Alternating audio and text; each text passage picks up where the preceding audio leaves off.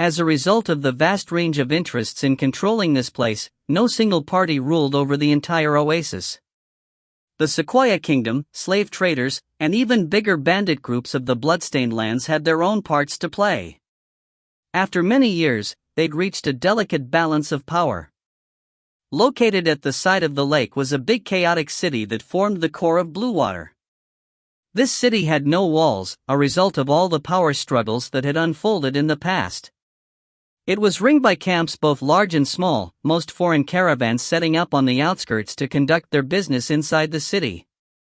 A large number of slaves were held captive in specialized camps with high walls and heavy guards, the tight security visible from afar. Given the hundreds of such bases all around, it was easy to tell just how many slaves were traded regularly. Richard's troops slowly passed these slave camps without attracting much attention. Dozens of parties of this size entered and left the city every day.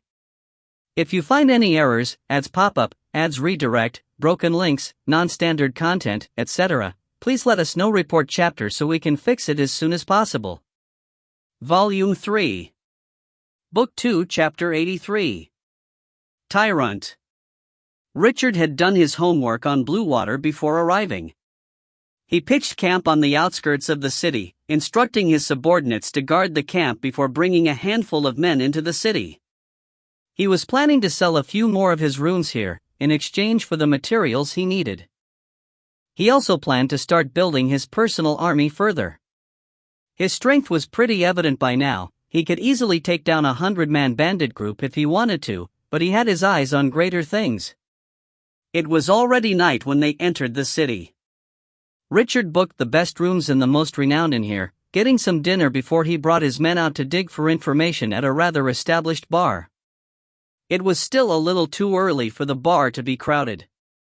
A middle-aged man was cleaning cups behind the bar counter, on the lean side with observant eyes that exuded an eerie, cold aura.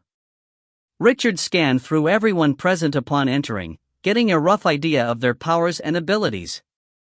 He then found a seat at the bar, while his subordinates found a large table and settled down. He took out a gold coin at the counter, sliding it across before saying to the bartender, "Give my men a glass each of your best liquor." Snap! The bartender caught the coin instantly, proceeding to bring out a dozen cups before pouring a golden liquid into them. A strong scent of alcohol burst out, and the man snapped his finger to have a handful of scantily clad waitresses bring the drinks to their table. There were 2 women in Richard's group, but they seemed to have no aversion to hard liquor as they downed it rather spontaneously, faster even than the surrounding men. Alcohol was definitely one of the things the City of Blood was known for. Richard took his own glass and had a sip, exclaiming, "This is great. But of course, you lot seem to be new here. The first order of every night is at half price, but there are no special discounts after," the bartender informed him. Richard smiled, "That's fine by me. Here, a second glass for everyone." He slid 2 more shining coins across the counter. The bartender poured out the liquor skillfully, taking the chance when Richard was distracted to size the boy up. It was then that Richard flipped out a small coin pouch, pushing it towards the man. "This is 20 gold coins, minted by the church. Tell me, what do you know of Red Cossack, and specifically Red Hook?" "Red Cossack?" the bartender asked, weighing the pouch in his hand before proceeding to place it in his drawer. "All right, wait a bit." He took out a bigger cup, selecting a half-full brown bottle from his shelf and pouring out half a cup of blood-red liquor. He then pushed the glass over to Richard and smiled sneakily, "Here's your Red Cossack." Richard frowned as he gripped the glass tightly. "Please make your payment now. That is 300 gold in total. Here's the rule, boy, no refunds once the drink is prepared." The bartender crossed his arms, squinting at Richard as he laughed menacingly. And yet, Richard was exceptionally indifferent. "You dare exploit me?" The bartender glanced over with a look of derision, speaking in a patronizing voice, "You're just a little rascal, how dare you not pay for what you've ordered? Bloody look around you, at the kind of place you're in. Black devil, dot." A few fierce men stood up from the corner, one of them nearly 2.5 meters tall. His head almost hit the lights on the ceiling when he stood up. The man was tanned, his upper body naked with a skull painted on his chest with some kind of white paint.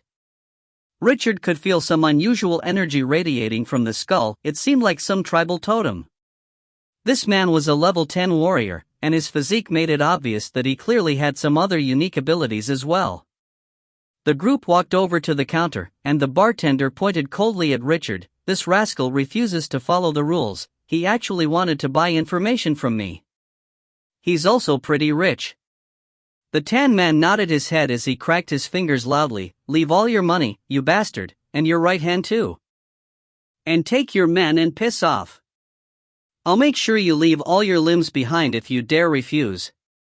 You want my right hand? Richard smiled icily. Don't bargain with me. Now, I want both of your hands. Black Devil growled. Richard was still swirling the liquid in his cup, causing the blood-red liquor to spin quickly. His gaze was fixed on the glass in his hand throughout their conversation, and he didn't even spare a glance at either the bartender or Black Devil. When he spoke up again, his tone was nonchalant. Which rotten bastard amongst you thinks I'm just a pushover? Black Devil raged and growled, don't even think of leaving now. You won't even be able to crawl after I'm done with you. His threatening fist came fast the moment his sentence came to an end. Richard was looking at the crimson liquid, seemingly unaware of what was going to happen to him even if his hair flew with the wind created by the fist. Just as the fist was half a meter from Richard's face, it stopped in midair. A pincer-like hand grabbed a hold of his wrist, so powerful that Black Devil couldn't move anymore. Gangster had appeared out of nowhere, stopping the man's punch. He was much smaller than his opponent, but the murderous aura he exuded was tenfold that of his opponent. Black Devil certainly had killed a fair number of people, but how could he compare to the blood and gore of the Archaran death camps? The fellow's biceps looked ready to explode, his face reddening from all the strength he exerted. But no matter how hard he tried, he was unable to move forward. Gangster was like a statue of steel, simply unmovable. Gangster stuck his tongue out at the man in front of him, revealing his pearly white teeth. At the same time his own muscles started to move, two distinct auras bursting forth from his body to wrench a dreadful scream out of Black Devil's mouth. The latter cringed with the pain, cracks sounding from the hand Gangster held. His fist was pulled up without his control, twisting in an unnatural angle. Finally he couldn't tolerate the pain any longer, screaming as he fell to the ground. Gangster smiled at the sight, increasing the force he exerted to completely shatter his target's bones. All this while, the bartender's cocky expression faded into surprise and astonishment. He screeched when he saw Black Devil fall, slaughter them. All of them. The rest of the men charged towards Richard and his team, bringing out metal rods and machetes. One of them even tried to go for Richard's head. If he succeeded, he would split the mage in half. The City of Blood lived up to its name. Any ordinary fight could end in death. If you find any errors, ads pop up, ads redirect, broken links, non-standard content, etc., please let us know. Report chapter so we can fix it as soon as possible. Book 2, Chapter 84. Interrogation 1. Richard's face was colder than ever as he took out the remnant page of the Book of Holding and unfolded it. A faint yellow radiance erupted from the page, filling half the bar. Anyone caught in the light was slowed down by at least 30%. This was a grade 5 spell, Mass Slow. Richard had adjusted the reserve spell from an offensive to supporting one, since the main goal of this visit was a transaction and not a fight. The result matched expectations. Not only did the few large fellows slow down, the other patrons in the bar were affected as well. It was apparent that there was nobody outside of Richard's men here who could resist grade 5 magic. Richard himself completely ignored the machete right above his head. He had faith in Gangster, who'd activated both Gaia's force and the strength rune. The brute let loose a punch on the attacker's face, and the sound of bones cracking echoed as the man flew across the bar, knocking down a few tables in the process before landing on the floor. He twitched uncontrollably on the ground, unable to get up. He then grabbed a bottle nearby, slamming it into Black Devil's head. The battle was far tougher than average, but Gangder was far stronger than an ordinary human. Black Devil swayed a little before falling, and Gangder took the chance to step on his left arm. Pressure gathered at his boots, and bone-shattering sounds rang out once more. The shriek this time drowned out all other noises in the bar. But nobody could care less about him right now. Ola had already drawn his dagger, infiltrating the chaotic crowd and taking out two of the burly men like an assassin. This gave him a metal rod, which he used to strike another fellow. Although the danger of this rod wasn't as great as that of his dagger, the loud collision and the splatter of blood from the action were far more rousing. The elven bard had put his full strength into that strike, so much so that his expression was oddly twisted. This was the first time anyone had seen his dark side. The fellow obviously wasn't satisfied with one hit, as he proceeded to pound into his opponent until all that was left of the body was a big, gory mess. Nonetheless, Waterflower interrupted his berserk act. A cold move caused the bard to quiver a little, growing clear-headed as he instantly moved backwards. The girl swept past the elf at the speed of lightning, and all their opponents were frozen mid-action as if someone had cast a grade 9 time stop on them. Suddenly, half a dozen heads flew into the air, blood splattering down like rain. Nobody had managed to see the young lady's moves throughout this time. The Shepherd of Eternal Rest already pointed at another table of patrons in a split second. These people had all managed to struggle their way to stand despite the slowing spell, and most had a weapon or glass bottle in their hands. They were evidently planning to join the fight, but they hadn't been given the chance. Just like the last batch, their heads would be sent flying the moment Waterflower stepped forth. "Don't," Richard said from afar, and Waterflower stopped in her tracks. Richard scanned the bar. One of the knights he'd brought along had already taken out two opponents, aiming for their joints. Both had lost mobility almost immediately, and they were definitely crippled for the rest of their lives. There were still a dozen-odd patrons left in the bar, most looking like they were about to engage. However, a handful were trying to escape the bloody battle. They'd seen that the situation was unfavorable, and were probably planning to inform others and gather more manpower. Seeing this, he ordered, "Cut off the right leg of anyone trying to flee." Before he could complete the sentence, Waterflower had finished a circle around the bar. The right legs of all who were planning to escape fell of their bodies the moment they took a step. They were all caught off guard, slamming into the ground. It was only then that their brains caught up to the excruciating pain, turning them into howling beasts. The girl had already charged towards the rest of the enemies who were picking up weapons without Richard's instructions. Both the vision and skill of the girl were exceptional. Limbs flew out everywhere in the bar, left and right arms all holding onto weapons. The most unlucky of them all was a big man who'd held an enormous axe with both hands. Effortlessly finishing her task, Waterflower returned to her seat and sat down in peace. The Shepherd of Eternal Rest was back in its sheath. This blade of massacre would never be stained by the blood it drew. The girl was too fast for Richard to even stop or change things. The men in this bar were mostly around levels 7 and 8, ants in front of this teenager who had the breath of darkness. Richard shook his head. To everyone's surprise, he violently hurled the glass in his hand across the bar. The glass, which could hold a liter of liquor, screeched across the air, slamming into the face of the bartender who'd tried to run. The impact had broken the tough glass into countless fragments, leaving crimson fluid running down his face like a waterfall. It was impossible at this point to tell what was blood and what was liquor. Richard then jumped over the counter, grabbing the man by his hair and towing him back. The lack of his target's resistance shocked him. The person who'd started this bloody mess was actually an ordinary human. The bartender shrieked in a high voice, "I'm a subordinate of the two-headed dragon, Skidik. If you dare touch me, you'll be dead before you know it. Master Skidik will catch all of you and mince you up before feeding you to his dog. The two girls will live longer, but there'll be hundreds of men lining up to fuck you every day. What a trash talker. It's no wonder that you're only a bartender." Richard lifted the bartender and pressed him against the bar counter. He then pulled his left arm up against the bar counter and made Gangder hold it down it. The bartender's shrieks intensified as he realized things weren't as expected. He struggled for his life, repeating, "Master Skiddick has the best cavalry. Let me go now and I'll forget whatever happened today. Or else, Master Skiddick will wipe your whole family out." Richard sat back down at the counter, laughing at the bartender's ridiculous words. "I'd like to thank this so-called Skiddick guy if he managed to find my family.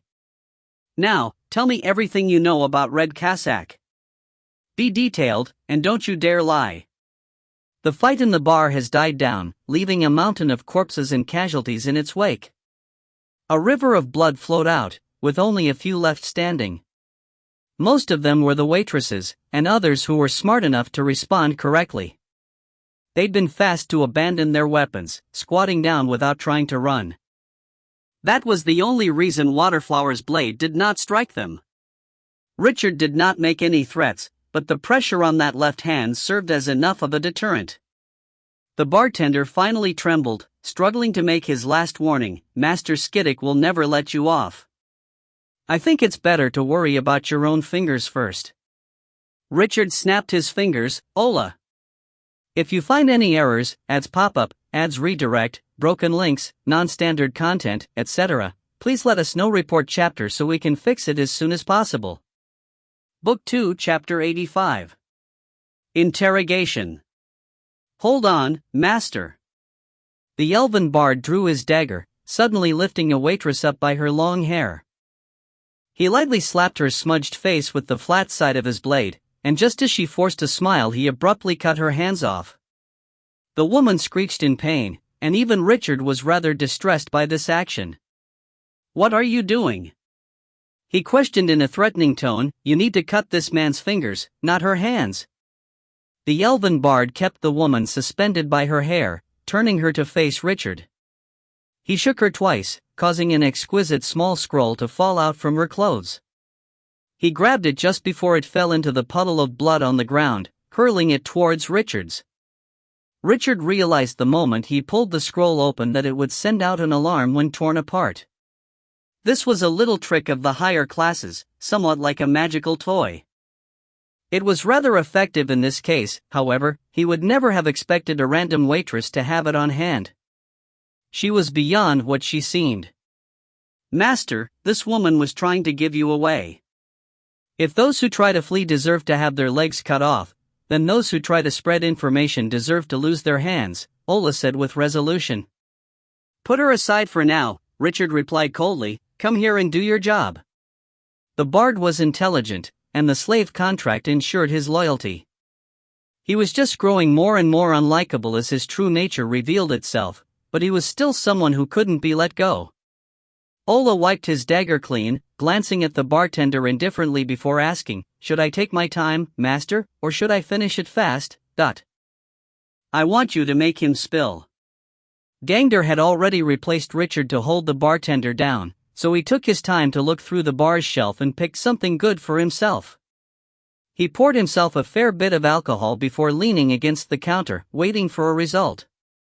Ola looked at the bartender's fingers and said to Gangder, "Lend me your axe." "What for?" The bard rolled his eyes. "Because the blade is rough enough."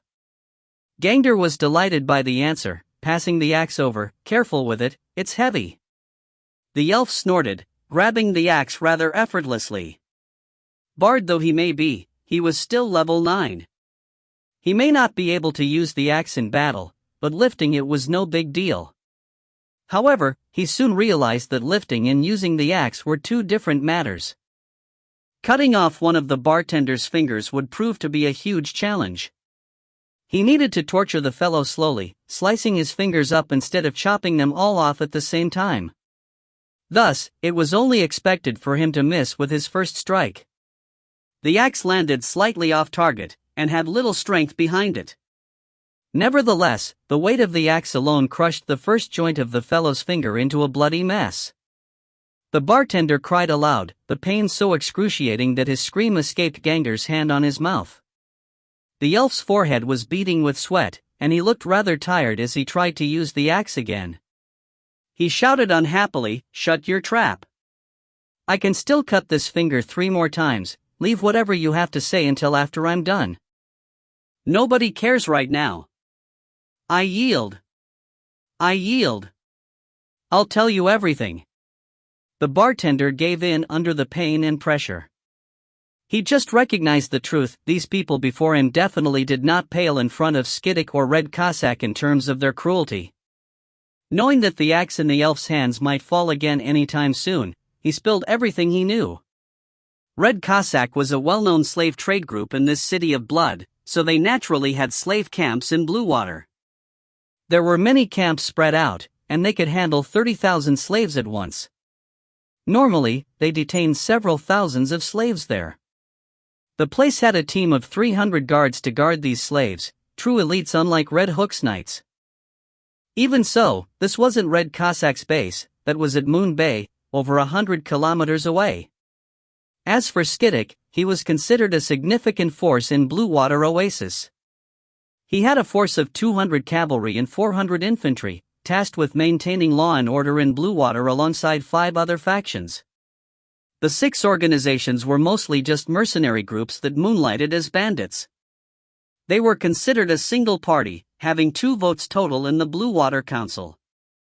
The representative of the Sequoia Kingdom had 3, Marquis Anric had 1, while the remaining 10 were with various slaving organizations which changed rather frequently. The Bluewater Council had a certain level of authority. After all, one needed a stable environment for trade to thrive. However, when things involved specific benefits and interests, it wasn't unusual for things to be settled outside of its control. Skidik himself was level 14, with a dozen of his subordinates being level 12 or above. However, he wasn't close to the strongest in the Oasis. That was the representative of Marquis Anric, Sword St. Rolf. His level 16 strength was the sole reason the Marquis even had a vote in the council. The doors to the bar suddenly flew open at that point, and a few drunkards came in. The bloody mess and the noise in the bar seemed to sober them up a little, however, and they grew completely clear-headed when they noticed the icy stares of Richard's men. They quickly bowed apologetically. "Sorry, wrong place," they shouted out, before running out at the speed of lightning without forgetting to close the door. Richard raised his glass and had a sip before throwing it aside. "We're done here. Prepare for the next battle." His subordinates got up, but Ola still had the bartender in hand. "What about this one?" "Let him go," Richard waved dismissively and walked out of the bar.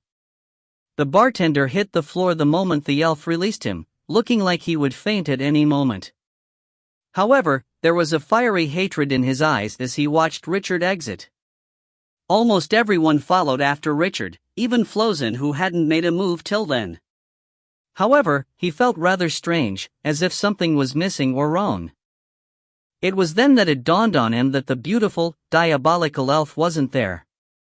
He turned around, only to see the glimmer of the elf's blade blinding his eyes. Another head flew up in the air, and Ola shrugged indifferently at the headless body that was spewing blood. "Sorry, I'm sure Master wouldn't have liked the way you looked at him just now. If you find any errors, ads pop up, ads redirect, broken links, non-standard content, etc., please let us know. Report chapter so we can fix it as soon as possible." Book 2, Chapter 86. Free Horses. Even though the bar wasn't at the center of the city, it wasn't far from it. The place was also rather big, and a significant amount of time had lapsed since the massacre. Despite it being sudden, it was enough to incite a forceful reaction. Once he walked out of the bar, Richard took in a deep breath of the cool and refreshing night breeze. He dusted his clothes, but wasn't in any hurry to leave. The convenience store next door was still open, the shopkeeper sitting on a bench that was half in the shop and half out. He smiled mysteriously at Richard. "Youngsters these days are so rash. You killed so many of Skidika's people the moment you came to Bluewater, he definitely won't let you off easily." Richard's men were leaving the bar one after the other, but he still showed no intention of leaving. He replied with a smile, "I'm not being rash. I don't like being blackmailed, and hate having to spare lives even more. This isn't a small grievance, but it isn't big either, at least around here. Perhaps. If so, then let me make it a bigger issue. The old shopkeeper sighed, young people are always teeming with confidence. Being a troublemaker isn't a good trait. Richard retrieved an immaculate white handkerchief, starting to clean his hands which had been stained with alcohol during the battle. He smiled deeply, I really don't like trouble, but if anyone comes looking for some then they'll find they got a lot. The old shopkeeper shook his head, you're definitely an outsider. Blue water is a huge lake. What Skidic controls is basically a small cup. Besides, outsiders aren't the easiest to bully. They're the ones who have to live here, it's useful to have eyes that aren't blind, Richard replied without enthusiasm. Fine. Since you've killed almost all of Skidica's men in the bar, why aren't you leaving? Richard flashed a mysterious smile, I'm waiting for some horses to be sent to me. Just as he finished speaking, the faint sound of hooves could be heard approaching from the distance.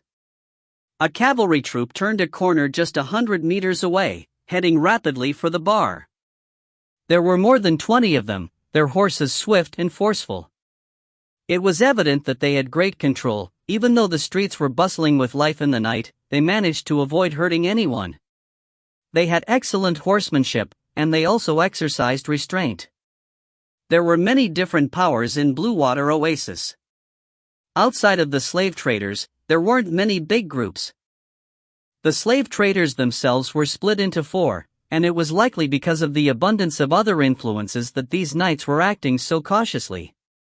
By the time they covered the short distance, Richard could tell that their leader was level 12 while the others were level 7 or 8.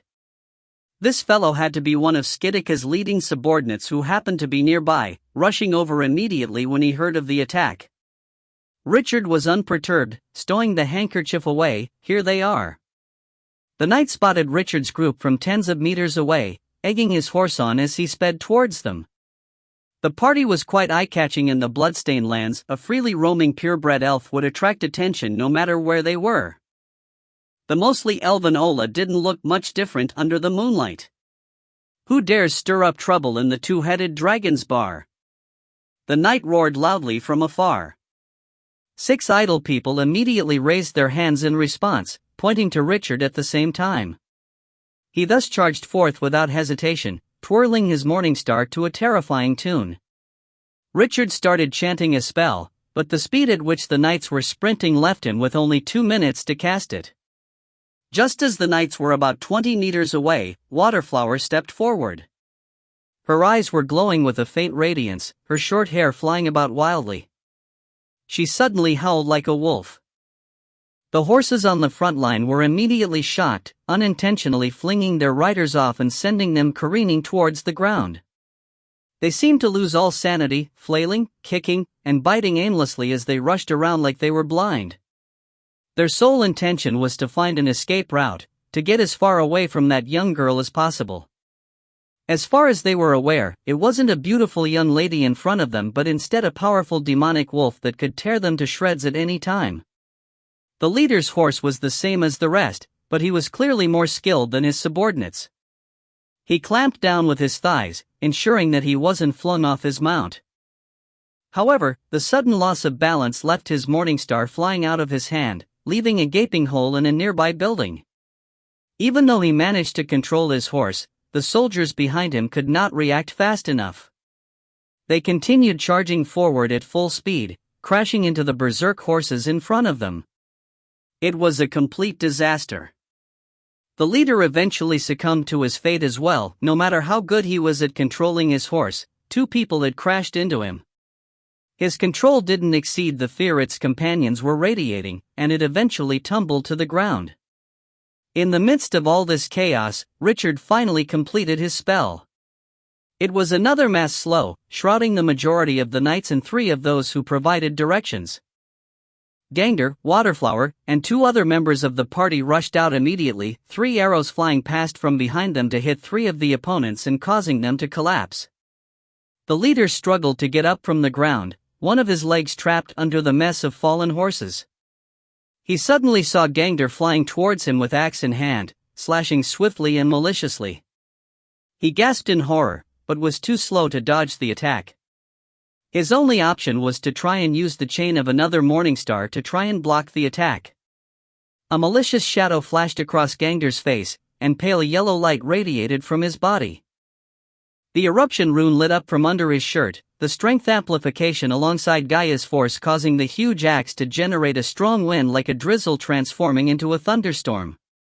Stunned by what was happening, the old shopkeeper who was originally sitting calmly opened his eyes wide in shock.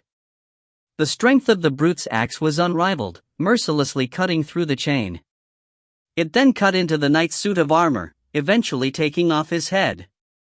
The leader's head flew up in the air, but his body still remained in his seated position, refusing to give in and crumble. With their leader beheaded on the spot, the remaining knights who were still stuck in the chaos were no match for the bunch of demons facing them. They were beheaded efficiently one by one. 17 or 18 of the 20-odd horses were still usable as well, giving each member of the party 2 horses. Richard watched leisurely as his subordinates cleaned the place like professionals, gathering the horses and conveniently punishing one of the fellows who'd pointed them out. Of course, the punishment was cutting off all his limbs. There were 6 people who'd directed the knights, but only one of them was this unlucky. The fool had tried to be funny after the situation had more or less settled, whipping out a dagger he had hidden in his sleeves. Such obstinate opponents were bound to give them a headache, which was why Richard's men explicitly dealt with them. There were only 2 ways to deal with these people: either have them killed, or strip them of all fighting ability such as by taking their limbs. Generally speaking, some of Richard's team were inclined towards the latter option. Although killing the person would have instant results, crippling them left their enemy with an unshirkable burden. Of course, this wasn't as good of a method in the blood-stained lands. If you find any errors, ads pop up, ads redirect, broken links, non-standard content, etc., please let us know. Report chapter so we can fix it as soon as possible. Book 2, Chapter 87. Two-Headed Dragon. The old man watched on as Richard's men took care of the rat. It was only when all the horses were prepared and Richard was about to leave that he sighed. "Young man, what purpose do you have in coming to Bluewater Oasis?" Richard smiled elegantly. "Business. I hope to strike it rich." "That's great." The old man nodded. "There's plenty of opportunities to make money here." "I hope so, but right now I have to leave this place. Before I can start my business, there are some issues I need to take care of." Richard gave the man a mage's bow, mounting his horse and vanishing into the night with his party. Once they left the city, Richard and the rest made a beeline for their camp. The moment they entered, Richard saw a group of half-orcs eating and making merry around a bonfire. He kicked them up and roared, "All of you, up! Now! Go don your armor and get your weapons. I want to see everyone ready for battle in 10 minutes. We have a fight coming." Medium Rare responded from inside a tent. He walked out with a huge ladle in hand, the aroma of meat assaulting one's nostrils. He swung the thing around eagerly, asking, "Boss, what kind of battle is it? Will we need to run around, or are we going to defend?" Richard swiftly walked to his side, poking the troll's fat belly. "Go, wear your thickest armor. Get a large hammer and tower shield ready, we'll be standing ground."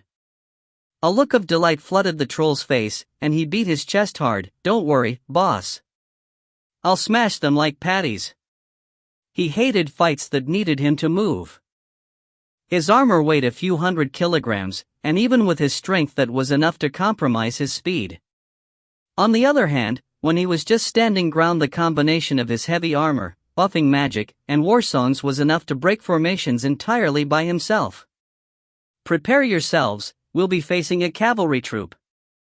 The leader will most likely be level 12, but there's also a chance that he'll be level 14. There will be 100 of them. You lot. Go to the woodpile and sharpen the stakes. Bury them in the ground, sharp end facing out with no more than 1.5 meters exposed.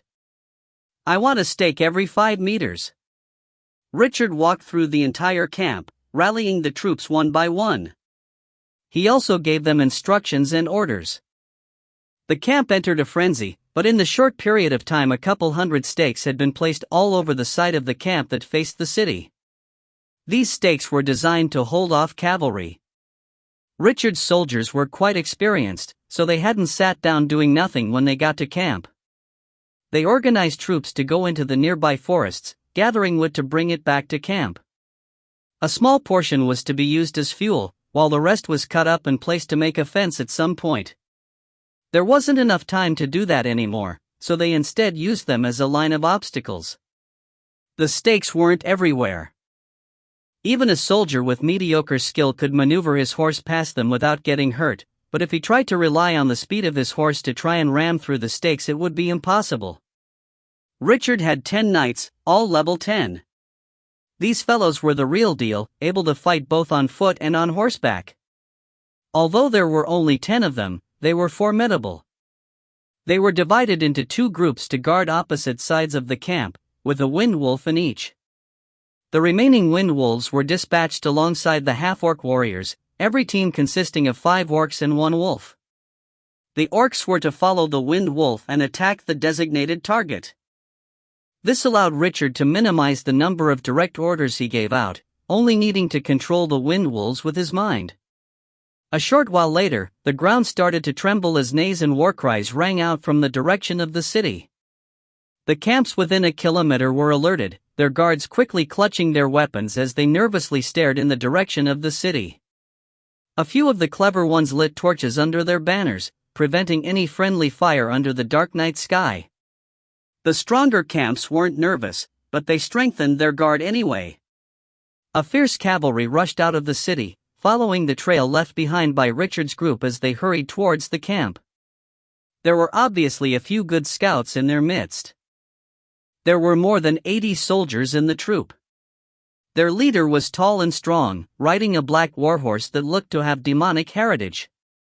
This was one of the authorities of Blue Water Oasis, the 2-headed dragon, Skiddick. This was less than half of Skiddick's total army. It seemed like he hadn't been able to gather as many men in such a short notice. His lair may have been in the city, but that did not mean all his forces were concentrated there. A 200-man troop in dragon formation could also be seen moving over from the city.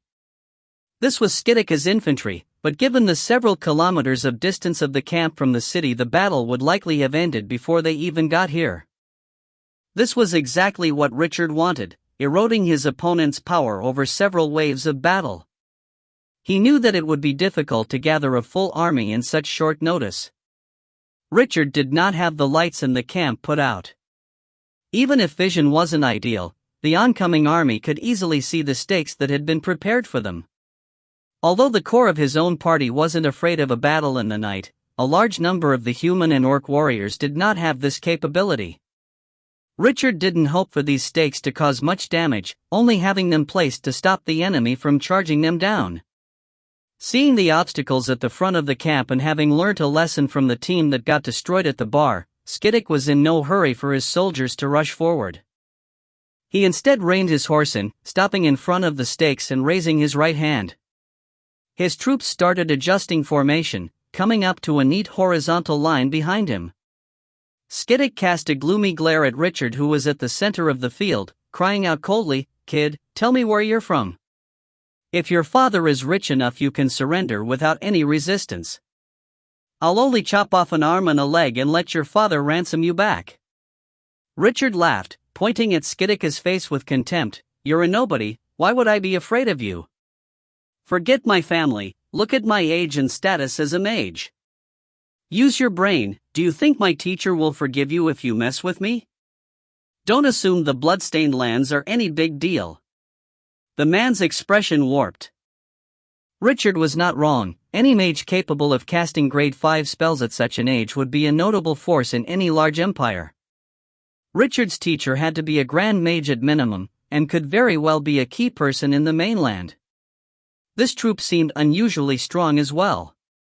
Even if a grand mage couldn't personally sweep through the bloodstained lands, a mage's position and capabilities did not rely solely on their personal power. With their heavy control over the trade of magical equipment, a grand mage would be perfectly capable of offering a high reward to topple him from his position in the bloodstained lands. Even 10,000 gold was nothing to a mage. However, as far as Skiddick was concerned, that was enough to have him fight for his life. Besides, whoever killed him would also obtain the favor of a grand mage. If you find any errors, ads pop up, ads redirect, broken links, non-standard content, etc., please let us know. Report chapter so we can fix it as soon as possible. Book 2, Chapter 88. Two-Headed Dragon, 2.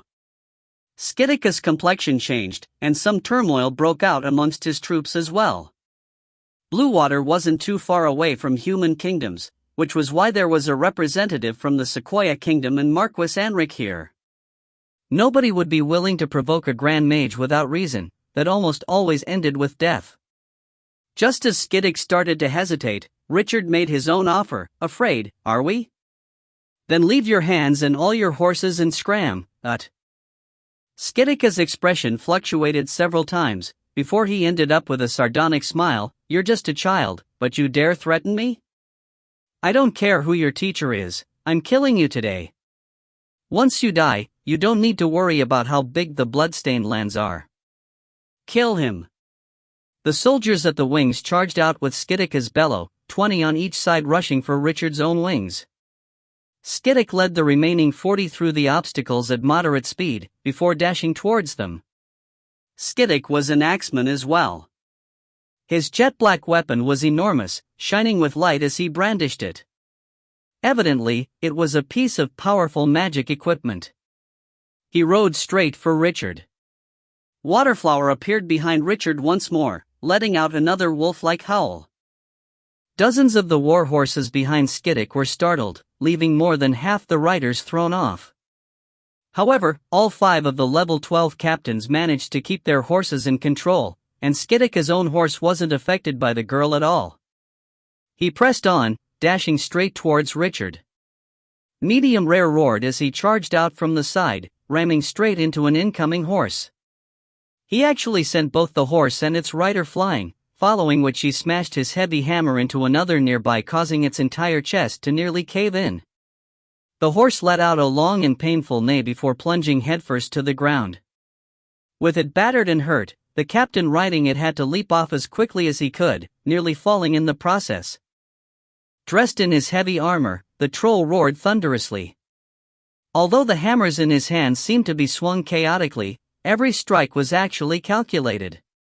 He only smashed the horses and never the riders. One of the captains had a lapse in judgment, unable to deflect the weapon in time, causing him to fall from his horse. Another of the captains bellowed with rage, ruthlessly smashing a Morningstar into the troll's armor, but Medium Rare only laughed maliciously as his hammer struck the man's horse. 2 heavy thuds sounded out on the battlefield, seemingly at the same time.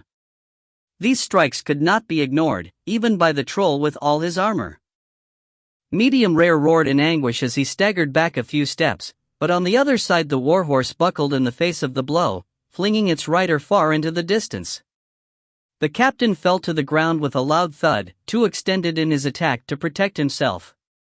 The fall itself resulted in severe injuries. On the other hand, divine light poured over the troll's body. The greater heal, barrier, and blessing spells excited the troll once more, and he howled loudly as he wildly swung out once more. He pounced at the last mounted captain, attacking relentlessly. Once again, blood for blood, he managed to knock the man off his mount.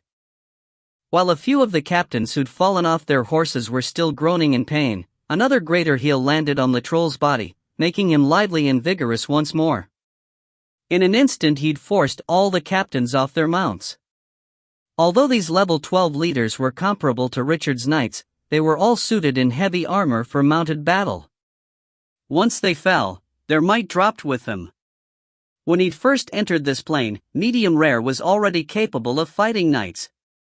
Now he was suited in armor, with divine spells, buffing magic, and Ola's warsong supporting him.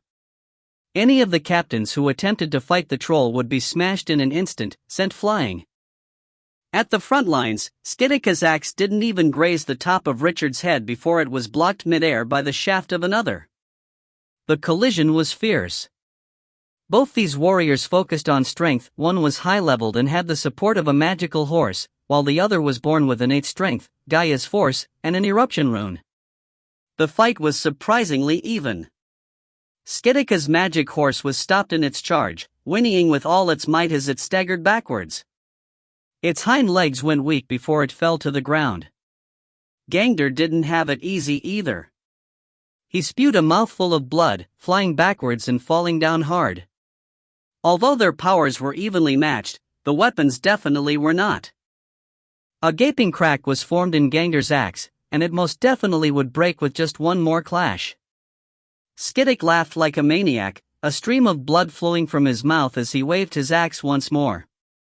However, a divine radiance shone in front of him at that moment. This was a greater heal. Gangder jumped back on his feet, grinning as he brandished his axe. The healing would take time to act, but with it acting on his body he had no need to fear this opponent. Besides, even injured Gangder's aura actually grew in power. He actually advanced in level in the midst of this fierce battle. They had a cleric. The mere presence of Flozen put Richard's team on another level completely. Skiddicka's expression changed drastically. He sent Gangder flying once more, scanning the area around Richard to try and find the cleric. In failure, clerics and mages were targets that had to be killed at first sight. However, right at that moment he felt an indescribable danger. He abruptly turned back, catching Richard pointing at him as a wave of mana invaded his body. The strength of this spell was very weak, so weak in fact it was almost negligible. He realized that his surroundings had grown bright, looking up to see a ball of magic light floating a meter above his head. The ball illuminated everything in a 10-meter radius. Illumination wasn't even a grade 1 spell, but it made Skiddick the most striking target in the battlefield. All of a sudden, a tall tent in the camp opened up. A tall warrior dressed in black armor and armed with a two-handed sword walked out in large strides, cold air spurting out of the cracks in his helmet. The deep footprints left behind with every step he took showed how heavy this armor was, and the warrior's aura was no less imposing than that of heavy cavalry. The warrior of darkness took large strides towards Skiddick the moment he appeared, his long sword leaving a deep line in the ground as he dragged it along. Haste and stone skin spells fell on him one after the other as he ran, faint light starting to shine from beneath his helmet. Ola's warsong started to take effect as well. Skiddick could feel his hair stand. This black warrior chilled him down to the bone, and it was not due to a difference in strength. The man's entire aura seemed eerie, making him very uncomfortable. However, he didn't have the time to discern the source of this discomfort. Holding tightly onto his axe, he prepared to fight hand to hand once more. The sheer number of spells on this warrior would increase his prowess by more than a level.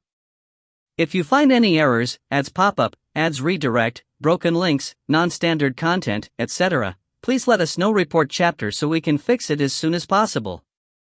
Book 2, Chapter 89. Two-Headed Dragon, 3. A loud bang resounded in the battlefield as the axe crashed into the warrior's enormous sword. Skiddicka's horse was finally left unable to withstand the impact, collapsing to the ground.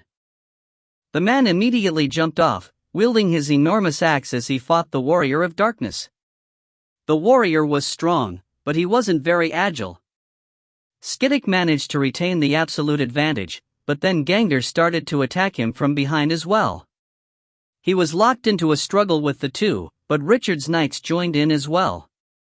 Tiramisu also cast a slowing spell on him as he ran past. Richard didn't rush to attack himself, instead constantly issuing commands as he stayed aware of the situation on the battlefield. He suddenly realized the time was ripe, shouting, "Knights, retreat!" The knights on both wings immediately moved back, retreating to the camp. "Orcs, retreat!" The half-orc warriors also began to fall back, moving behind the line formed by the knights. Zendral! 30 meters ahead and to the left, strengthen fear. 5 seconds after the command, a group of almost invisible balls of light flew out of the torn tent. Powerful magic shot out from these balls, enveloping almost all the enemies on the left wing. Half of the cavalry and their mounts immediately fell into chaos, screaming in fear. Some collapsed on the ground, while others ran around aimlessly. Following that, another of the same spell was cast 40 meters ahead and to the right. The enemies there were confused as well, and under the wind wolves' lead the orcs seized the opportunity to attack once more. They formed 6 distinct arrows, killing more than a dozen of Skidika's men in an instant. Skidik was tied up by the warrior of darkness and Gangder, left unable to escape. The 5 captains who'd been dismounted fell apart rapidly, all killed under the combined attack of the 2 trolls and Waterflower. Zendrol didn't continue to summon any more undead, instead continuing to strengthen the curses on Skidik as per Richard's command. The battle tilted quickly once all the captains were killed, and Richard began directing his troops in repeated attacks that destroyed the enemy formations in the blink of an eye. All of Richard's contracted slaves then surrounded Skidik and attacked him, while the knights split into 2 teams and pursued the remnants of the cavalry. The battle had completely collapsed at that point, and Skidika's men began to flee. Skidik himself felt a great threat, roaring as he twirled his axe around himself a few times to force Gangder and the warrior of darkness back. He then roared again, tossing his enormous axe towards Richard with all his might. The enormous axe bore down on Richard with terrifying force. Gangder roared out, exhausting all his strength to put himself between Richard and the enormous axe. The broken axe in his hand was finally split in 2, and Gangder himself was thrown a few meters away, unable to get up.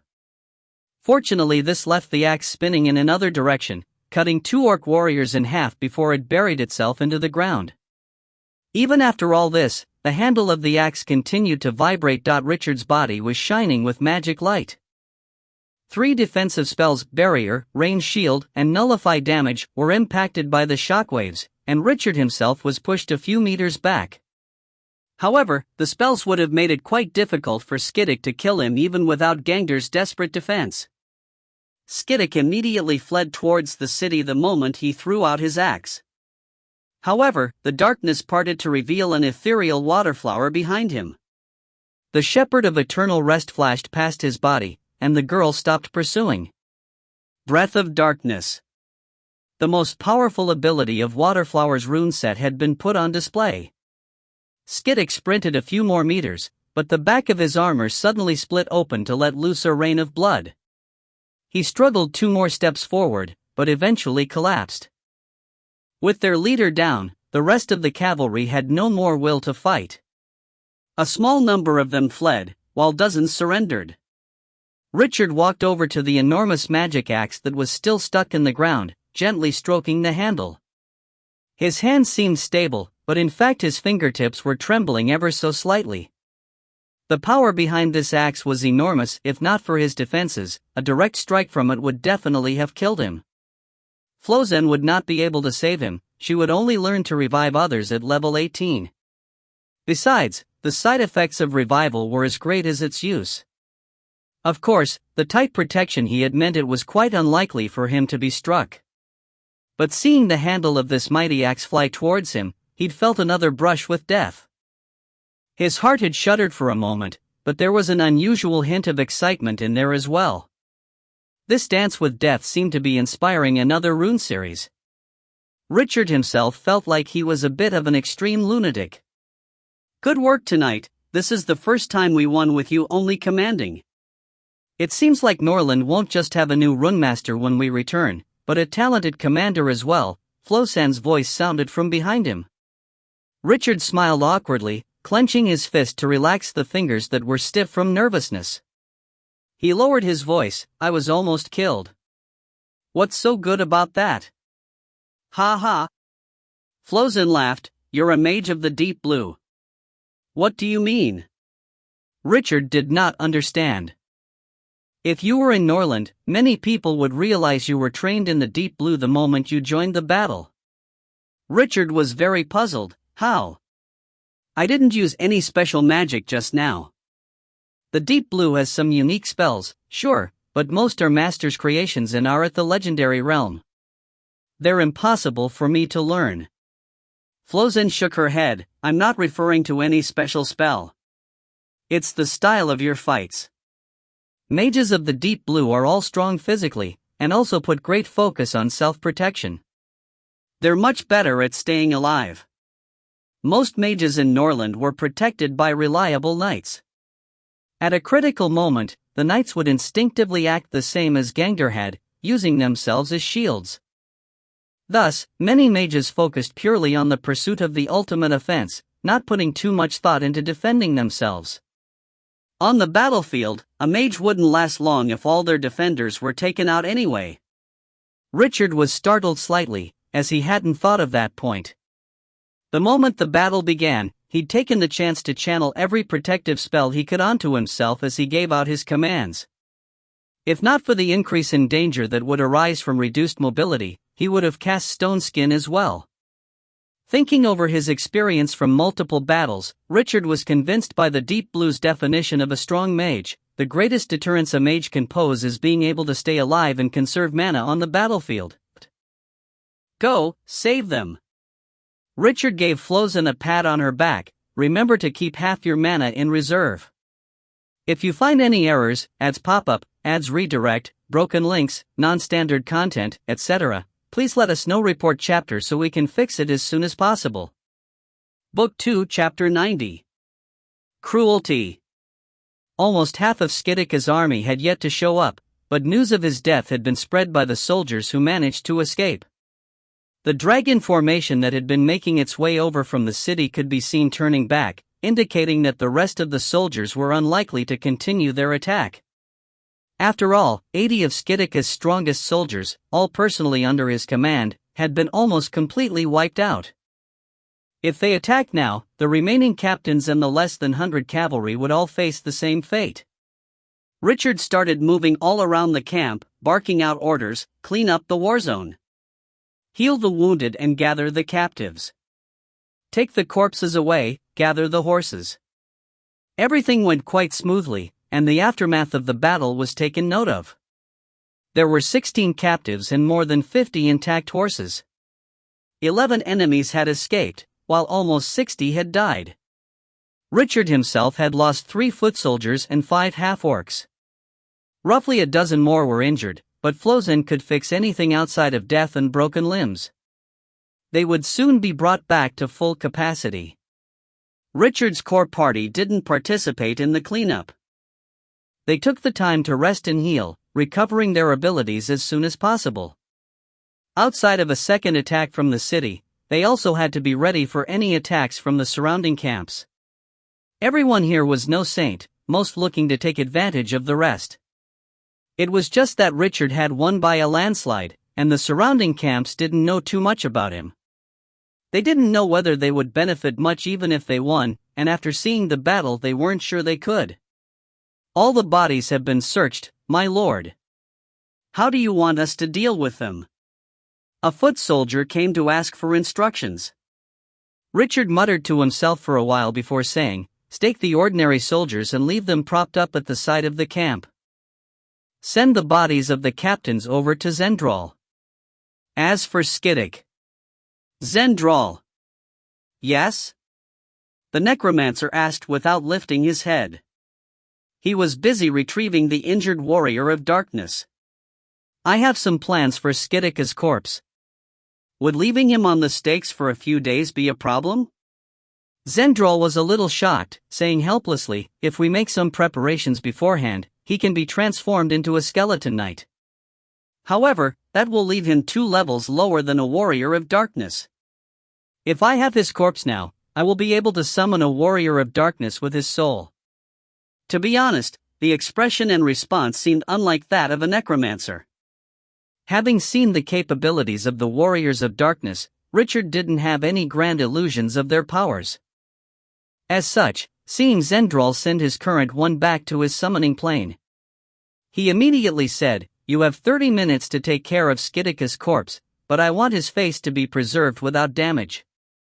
The necromancer had to extract the soul from Skidika's body, flooding the corpse with the energy of death to preserve his original power. It only took a few minutes to finish the task. Half an hour later, tens of stakes were erected at the outskirts of Richard's camp on some empty land, a lifeless body without armor nailed to each. At the center was a pillar that was thrice as high, with Skidik hanging from atop it. There were 10 lit torches nearby, illuminating the 2-headed dragon and his subordinates. If not for the necromancer's requirements, Richard would have cut their limbs off before displaying them. Under the cover of the night, countless pairs of eyes bore witness to this horrific scene. The bustling camps quieted down, and the bonfires originally burning in the city gradually faded away. I want to make an example to the rest of these rats. This is how anyone who tries to kill me ends up," Richard said as he gazed at the city. He then waved his hands. "It looks like there won't be any other incidents tonight, you can go sleep." Gangder was stood half naked on an empty patch, using a pail of water to clean the wounds on his body. His compact muscles and the rune on his right shoulder seemed full of energy. Once Richard made his way back to his tent, Gangder gently stroked his chin. "Boss is growing more cruel." Ola suddenly appeared out of nowhere, nodding in agreement. He spoke up in a tone full of emotion. "Behind every cruel boss are at least two cruel women." Gangder nodded his head vigorously. "That makes sense." "Who said it?" "Me." The bard's words caused Gangder's face to warp to one of disappointment. Had it been some great person in history who said this, it would have made for a great quote. Coming from Ola, they didn't have enough strength. However, something lit up in his big head as he asked, "Two cruel women. Did you provoke Waterflower and Flozan?" Ola's expression immediately soured. The curiosity in Gangder's gaze immediately faded away, and there was no sarcasm or schadenfreude either. "Which one?" he asked, expression full of sympathy. He didn't believe the elven bard would dare provoke both of them. Had he really done so, he would not be here standing perfectly intact. Ola hesitated for a long time before speaking. "Waterflower." Gangder shrugged his shoulders. "Why not Flozan?" It seemed like Waterflower was a little interested in me, and it's obvious Flozan is not. Sounding her out would only get me a little hurt at most. She wouldn't go so far as to kill me. Flozan, on the other hand, if she wanted to hurt or kill me, she would have many ways. "You're smart." Gangder praised him. He then pulled Ola closer, lowering his voice. "How did you provoke Waterflower? Give me details." Gangder's arm was thicker than both of the elves combined, and it was at least 3 to 4 times as strong as well. The steely grip left Ola hardly able to breathe, and he understood the threat. Gangder wouldn't let him off easily if he didn't tell him everything. But that didn't matter. The only reason he even came over was to look for someone to share his woes and stress with. I then touched her, but Ola managed to squeeze the words out of his throat. "Touched her butt? Did you really touch it?" Gangder's eyes turned extremely bright with anticipation. Sadly, the bard still disappointed him, even though that was only to be expected. It wasn't a full touch. My finger just bumped into her, and, even though it was a small, cheap thrill, it still resonated strongly with the bard. "And?" Gangder asked eagerly, even more pity in his tone. And Ola forced a smile and continued, "And I realized the true purpose of her steel pike." Gangder laughed heartily, sweeping up and down over the bard's body and then patting him hard on his shoulders. "You found out about Waterflower's pike, but you could still stand and fight with such strength tonight. Did you go look for Miss Flozan as well?" Ola's body trembled uncontrollably as he nodded his head, continuing with an unbeatable darkness in his tone. "I was hurt so badly that I could barely walk. If I didn't want Master to find out, I had no choice but to look for Miss Flozan in secret. However, she only cast lesser heals on me throughout the night." The corner of Gangder's eyes twitched a few times. All healing spells were similar, utilizing magic to quicken the healing process. The only difference was the rate of acceleration. Lesser heals accelerated the process as well, but the effect was much smaller.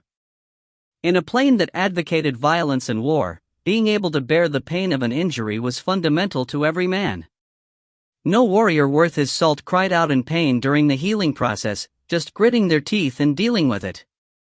However, even though Ola's injuries needed much more powerful healing, Flozan had insisted on lesser heals. Gangder estimated it would have taken 20 to 30 sessions at a minimum, each a few hours long. The movement of the wounds every time would greatly intensify Ola's pain, and the bard suspected that Flozan had secretly added a spell that heightened his perception during the process.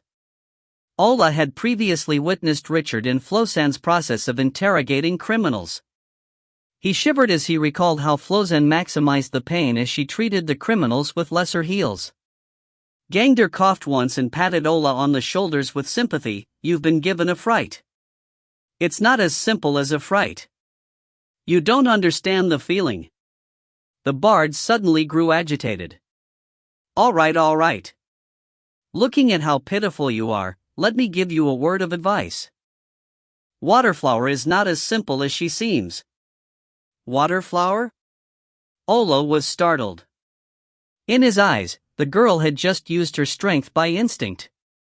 Think about it. Why did Waterflower allow your finger to brush against her butt? If she didn't mean for it to happen, you definitely wouldn't have had the chance. Even with 10 hands, she would cut them all down before they reached her. Gangder prompted profoundly. Ola broke out in a cold sweat. "Don't tell me. She did it so I couldn't tell Master? After all, I was the one who started." Gangder opened his big mouth. "You touched her with a finger, but she returned it with a pike. Isn't that fair?" The bard turned white as a ghost, starting to resemble a lost soul.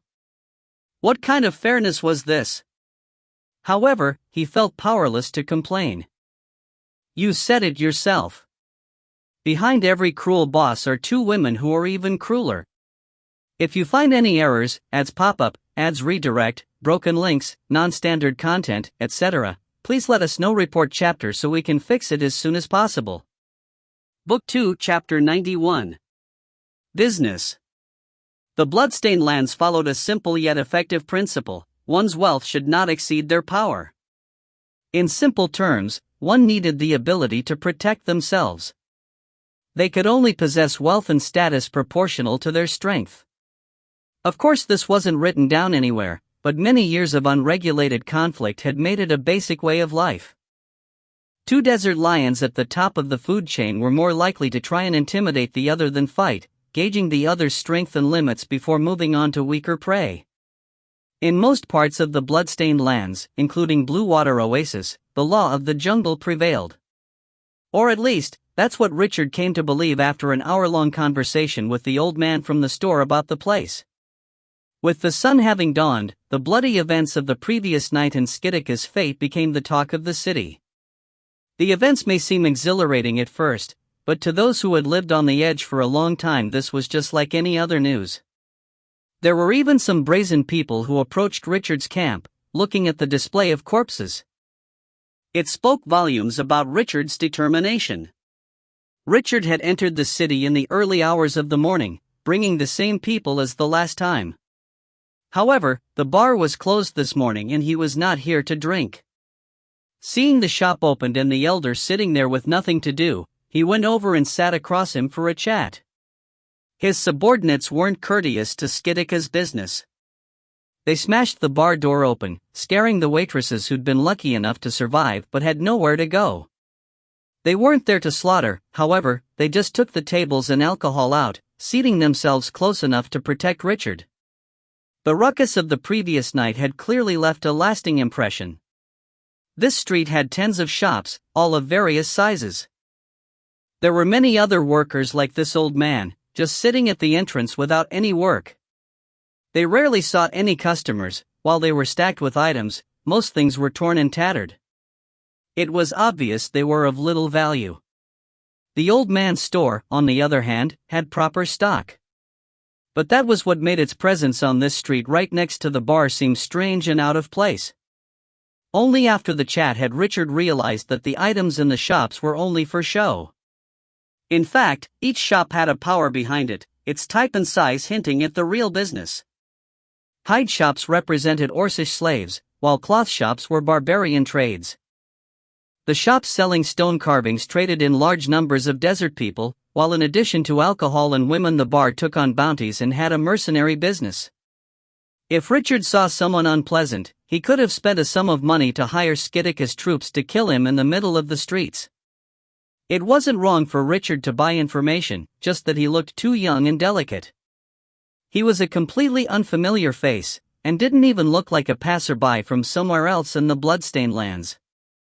Even more important was that he had paid too much money at the start for information. Skiddick's cavalry itself only took half a coin to hire 2 of the captains, and for 50 gold Skiddick himself wouldn't have minded coming out. As for the shop owner, he dealt in the trade of all kinds of rare materials, including many goods prohibited in the human kingdoms. Richard's curiosity had been piqued immediately, and his interest only grew deeper the more he listened. The mention of maple amber, flying snake venom and Lafite steel had made him grow excited. "It's just a daring question, but who is the owner of this shop?" Richard had asked. The place was pitifully small, with only 2 similar shops along the entire street. It made him all the more curious about the old man's identity. The elderly man had smiled. "There's nothing to tell you, it's an open secret. My store belongs to Anric, widely known as the Marquis of Strength. One's aristocratic title was changed in Phalar to signify that they were different from anyone else. This may be due to them being a hero, or having royal blood coursing through their veins. There may be very strong fighters under their control, or they might have supernatural powers. Whatever the reason, these nobles had more strength and influence than normal, but because of some factors weren't higher in the hierarchy." "That's quite the influence," Richard commented. The old man nodded. "Indeed. I've grown old in recent years, and my passion isn't as high as it used to be. I like personal chats more these days. My influence is really good for you, it should be enough. Looking at the followers behind Richard, the old man continued, "You're young and remarkable, those guards definitely aren't simple. It seems like you have both a strong family and a great teacher as well. Only those idiots like Skiddick will have subordinates who assume you're inexperienced and try to take advantage of you." He then laughed at his own statement. The old man had been quite gentle when talking to Richard since the last night, as if he wasn't facing a dangerous outsider but a good chatting partner instead. Skiddick already paid for his idiocy, though. However, these matters tend not to end so easily. Richard stretched his body in a relaxed manner. "I admit I was a bit heavy-handed in the matter, but I don't believe this is any problem for the Marquis. My teacher taught me to let work be handled by professionals, and I believe there are many professionals in this city. The Marquis might be one of the most professional of the lot." "Very clever of you, little one," the old man nodded approvingly, "but why should the Marquis solve your problems for you?" "Because Anric and I have a lot of business to do together." "I? Not we?" The old man was very keen to capture the meaning behind Richard's words. Not my teacher, not my family, the business will be with me," Richard said in a calm tone. "If you find any errors, ads pop up, ads redirect, broken links, non-standard content, etc., please let us know. Report chapter so we can fix it as soon as possible." Book 2, Chapter 92. Business, 2. The old man wasn't disappointed by the answer, his interest instead piqued further. "Like?" he asked. "I need a large amount of magic materials of all varieties, for one. I would also like to ask, is the Marquis a worshipper of the gods?" Richard's eyes widened as he made the query, carefully watching the old man as he awaited a reply. He was just like any studious young noble, humble and well-mannered and brimming with a desire for knowledge. This seemed to be a quality the old man appreciated the most. "My lord is of royal blood, and they've produced legendary heroes in the past. His family has worshipped their ancestors for generations.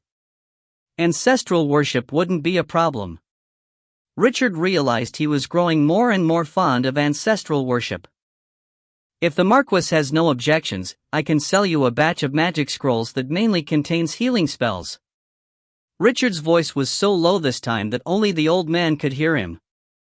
A bright glint suddenly swept past the old man's eyes, his expression growing much more serious as he said solemnly, "Which god?" "One needs the appropriate cleric to use a scroll." "The god of valor. The beauty of this batch is that they can be activated by anybody. However, the drawback is that there's a great price to pay to use them." They take a few years off a person's life. The old man fell silent for a long while before saying, "Any intelligent being knows what to choose between a short life and immediate death. That won't be a problem, but it's truly astounding that you have such tainted scrolls on you. Rest assured, neither I nor the Marquis will dig deeper into the reason why you have them, that is a rule. You also have my word that nobody wants to get you in any trouble with the gods. If you could pass these tainted scrolls to my shop for business, the trouble with Skiddick can be solved for gold." "Good, I'll bring some along when I visit tonight," Richard decided swiftly. When he left, Richard noticed that those sitting at the shops were looking at him differently. They seemed more normal now, with less greed and murderous intent. Most of them were agents for powerful men, with no need to pay attention to a living Skiddick, much less a dead one. Those who'd pointed Richard out were all lesser agents who worked for the weaker people. Even after Richard had come back to the city, these people had still been evaluating him. They were mainly looking at his wealth, determining whether his abilities matched up to his worth. If Richard was too rich for his power, they wouldn't mind teaming up in the dark to reclaim the excess that they felt didn't belong to him. However, his agreement with Marquis Anric meant that, at least to a certain extent, he was off limits. Richard visited the old man's grocery store once more after nightfall, bringing along 3 magical scrolls. There was one for each of the first 3 grades of spells. The only one in the shop was the old man, and after accepting the 3 scrolls he gave Richard 100 coins as deposit. He could only determine the real worth of the scrolls after a detailed evaluation, so Richard took the deposit. He was rather shocked to find that these were church-minted coins, not from the god of valor but from the Highland war god. Richard didn't return to his camp outside of the city, instead going back to the luxurious inn he'd booked the first night. The inn was luxurious and comfortable, but that was not the sole reason for its expense. The place also had a certain amount of security to it. It belonged to the Golden Warflag Group, one of the 3 most powerful groups in the Bloodstained Lands. They were far stronger than Red Cossack, and scum like Skiddick wouldn't dare to mess around near one of their inns. Once Richard left, the old man closed the shop's door and took out an alchemist's magnifying glass to closely study the composition of the 3 scrolls. He looked them over for a few hours, eventually letting out a long sigh. He then smacked his own lower back before taking out a small bottle and pulling the cork off. A few shadows flew out, swiftly disappearing everywhere without being obstructed by the walls. Half an hour later, 3 hooded men arrived at the grocery shop. They were all very familiar with the place, heading straight for the back room. When they took off the cloaks, it was revealed that all 3 were rather old. They didn't bother to greet each other, instead going straight for the scrolls and beginning to research them in detail. After the 3 scrolls passed through each man's hands, an hour had gone by. "Where did you get this, Armin?" one of them asked the old man. "A kid named Richard sold them to me. He's the one who slaughtered Skiddick and half his men, putting their bodies on display outside his camp." Another one of them snorted coldly, "What an arrogant fellow. He's a young man after all," another brokered a compromise, "and he looks like he has a strong family backing. It would be hard for him not to be arrogant. Kellic, you are a priest of the Highland war god, have a look and see if they're real." The old man named Kellic was reticent. Ever since he entered the shop, he'd constantly flipped through the scrolls, studying each line under a magnifying glass and tracing each pattern carefully. He spoke with a hoarse, unpleasant voice, "These are real scrolls, not fakes produced by magic. They should have been smuggled out from one of the churches of valor. The spells look alright and completely usable, but they differ slightly from the real scrolls of the church. The mechanism is slightly different, but I can't tell where exactly. Look at this." Kellic pointed at the side of a grade 3 healing scroll. "I haven't ever seen this part in any spell of the god of valor. 9 of the 17 inscriptions are ones I don't recognize, and their structure is unprecedented. I can't understand the meaning behind these things at all." The 4 men grew dignified, looking at each other before Amon spoke up. "It seems like these really are genuine tainted scrolls. And we don't know which force tainted them. I only need to perform a small experiment to make sure, Kellic offered. He fished out a golden plate, placing the scrolls from Richard atop it. He then took out a small scepter, reciting an incantation.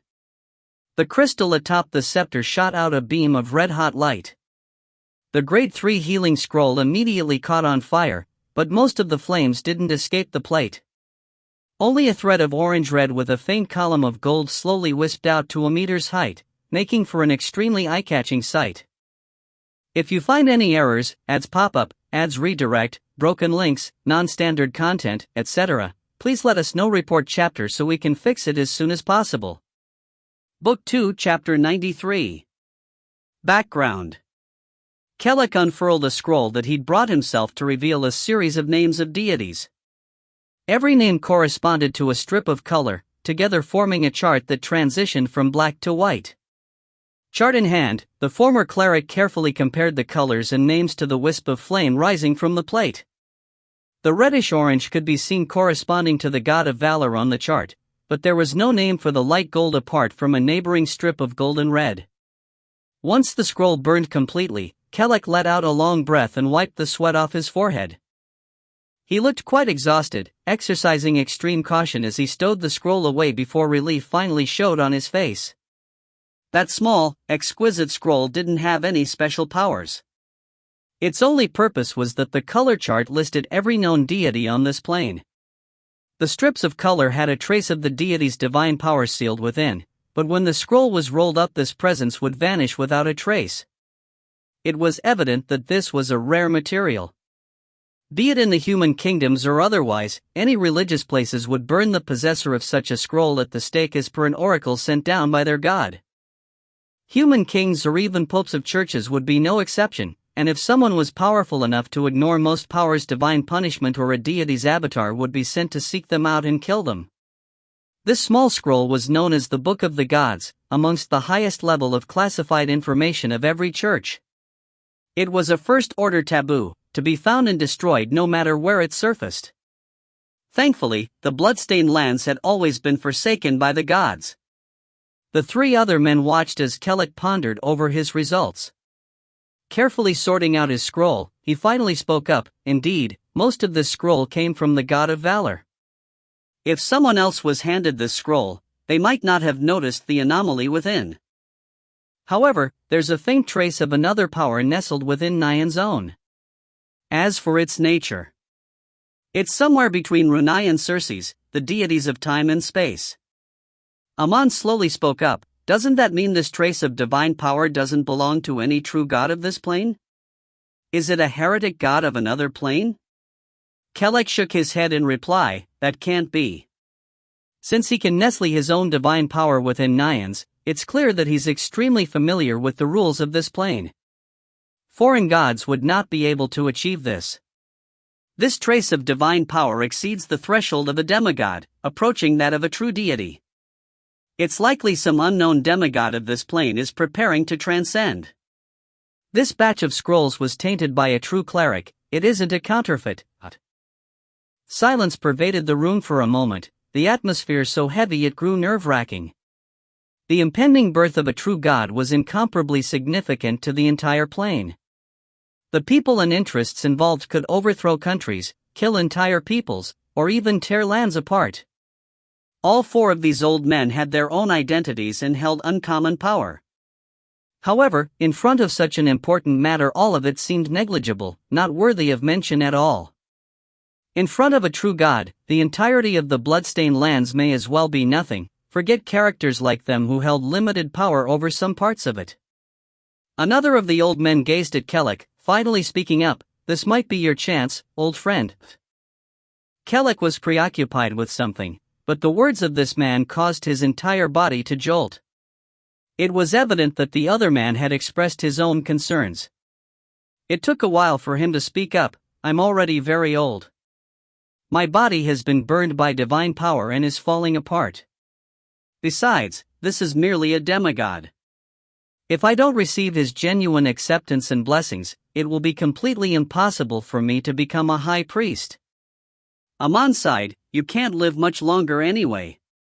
The gods of this plane no longer accept you, and you're not willing to rely on foreign gods. This is your last chance. Kellic laughed bitterly. Even if I wanted to rely on the heretic gods of foreign plains, I wouldn't have a chance. None of the invaders we've met have had a cleric able to cast spells. This means that these foreign gods cannot extend their power into Failure at all. This Richard is clearly close to the new god. Perhaps there might be a chance with him, another said. Kellic nodded. If there's a chance, let's contact him and see exactly what he wants. It definitely won't be as simple as doing some business to earn gold. The birth of a new god normally implies crisis in battle. There's another interesting bit of news. One of them spoke up. A formidable group of invaders appeared northeast of the bloodstained lands not long ago. The churches of Circe and Naian sent a combined force with hundreds of paladins to meet them, but they were all wiped out. Their current whereabouts are unknown. Whereabouts unknown? Aman immediately took out a map and examined it carefully under a magic lamp, tracing his finger south the entire time. That can only mean one thing: they've entered the bloodstained lands. The four men looked at one another, all thinking of Richard at the same time. However, they quickly dismissed the idea. One of them had been observing the entirety of the massacre outside the city last night, and they understood some details of the battle. The kid did indeed have capability and power that surpassed his age, but he was still far from wiping out the combined forces of Circe and Naian. Aman looked at everyone before speaking up. Looks like we have some more preparation to do now. Things definitely won't be peaceful in the future, but... The few old men nodded their heads and left. Richard spent that entire night on high alert, even though he appeared relaxed. Although he was staying in an inn of the Golden Warflag and had established connections with Marquis Anric, this was still the bloodstained lands. Anything could happen at any time. Contrary to Kellic's assumptions, Richard really didn't have too much of a motive at Bluewater Oasis. He merely wanted to do some business to earn money. Gold meant equipment, warriors, and materials. The first two would directly amplify his power, while the last he could use to boost his forces further given he spent some time. If you find any errors, ads pop up, ads redirect, broken links, non-standard content, etc., please let us know. Report chapter so we can fix it as soon as possible. Book 2, Chapter 94. Background 2. And thus, Richard started to manufacture the goods he wanted to sell. He wanted to craft 2 strength runes that worked with magic crystals, the design even simpler than the one he gave Stormhammer, while the amplification was controlled to 15%. They took up 4 hours of his time, costing roughly 2,000 coins total. A single magic crystal could activate these runes 10 times. It was a particularly busy night for Ola as well. The elven bard was busy embedding 2 magic boxes with rubies. Elves were famed for their aesthetic ability, and Ola was no different. Although embedding more rubies into the box wouldn't enhance the runes within in any way, Richard had still made him embed more than 1,000 gold's worth of rubies into the boxes. The bard was initially confused about this, but once Richard explained the purpose of these rubies, that turned into intense adoration. Since runecrafting hadn't been discovered before in Failure, Richard believed that they lacked an impartial standard for how much a single rune would cost. The stronger and closer to their limit a person was, the more valuable runes became. The magical boxes were actually for the sake of the buyers, who'd never seen a rune before. If even the boxes used to store these runes were worth over 1,000 coins, whatever was within would definitely be worth much more. Early morning the next day, Aman sent someone over with a letter inviting Richard to lunch. It was at a venue not far from the hotel, known for its unique dishes and tribal flavors. Outside of Aman, the rest of the shopkeepers from the street were attending as well. There was also an obese, sly-looking businessman called Devon and an old man named Kellic who Richard had never met before. Devon introduced himself as the leader of the Golden Warflag's contingent in Bluewater Oasis, and a member of the Bluewater Council. Of everyone present here, he had the highest rank. Kellic was a high-ranking member of the Demon Hunting Spears, a group of adventurers, slavers, and mercenaries. Even though they were only a few hundred strong, each was extremely skilled in battle. Since they weren't a large group, they were swift and flexible, a group that the larger merchant groups did not wish to offend. Others hired them for jobs they didn't want to make public, like exterminating a rival. Everyone greeted each other once they entered the meeting, exchanging compliments and sounding each other out. Of course, Richard didn't manage to get any new information, but that was the same for everyone else. Everyone here, young or old, was a cautious and sly fox. Perhaps Richard's age made him less mature than the rest, but his caution did not lose out. He kept certain matters extremely well hidden as he spoke, not allowing any information about his background to leak. However, who amongst those present was ordinary? Without Richard needing to mention it, his bearing, knowledge, age, level, and following already indicated what sort of person he was. Had he been 30 years old, he would not be worthy of everyone's time, but at the age of 16 or 17 any smart person wouldn't be willing to provoke him senselessly. Everyone present had many thoughts in their hearts, some even guessing that Richard had the backing of both a Marquis-level family and someone of legendary might.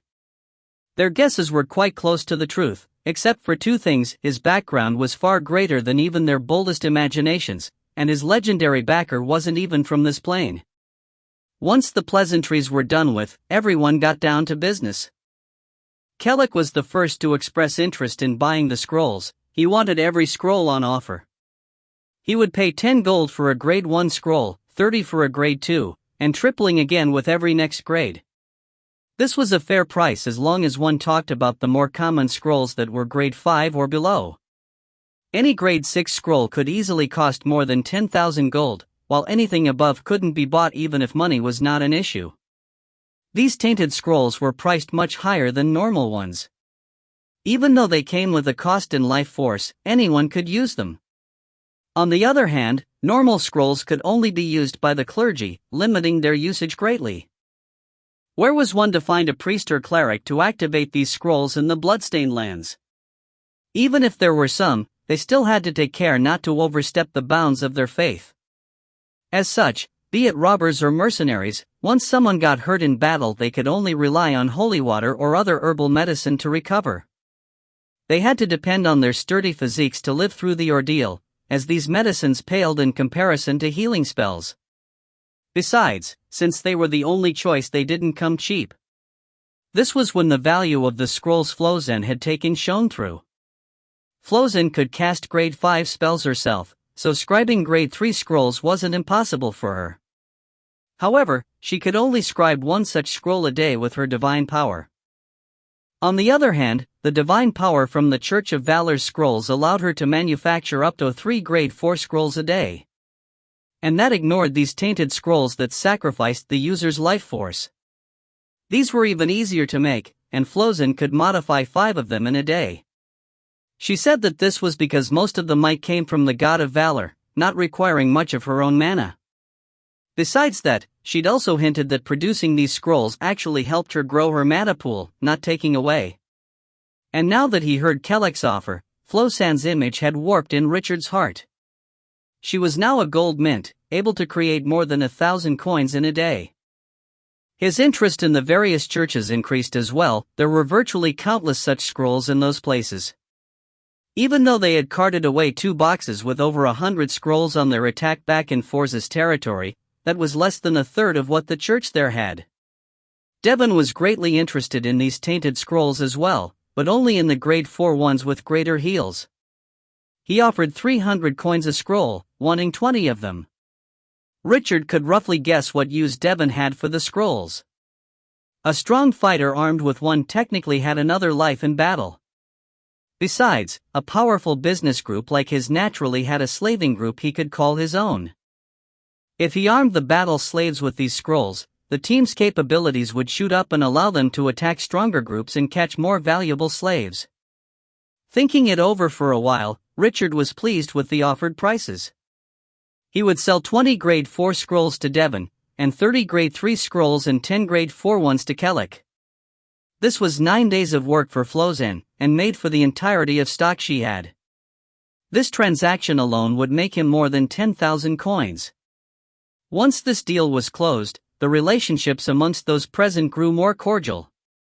Even the greediest fellow who saw these tainted scrolls realized that Richard had his ways to keep his assets in control.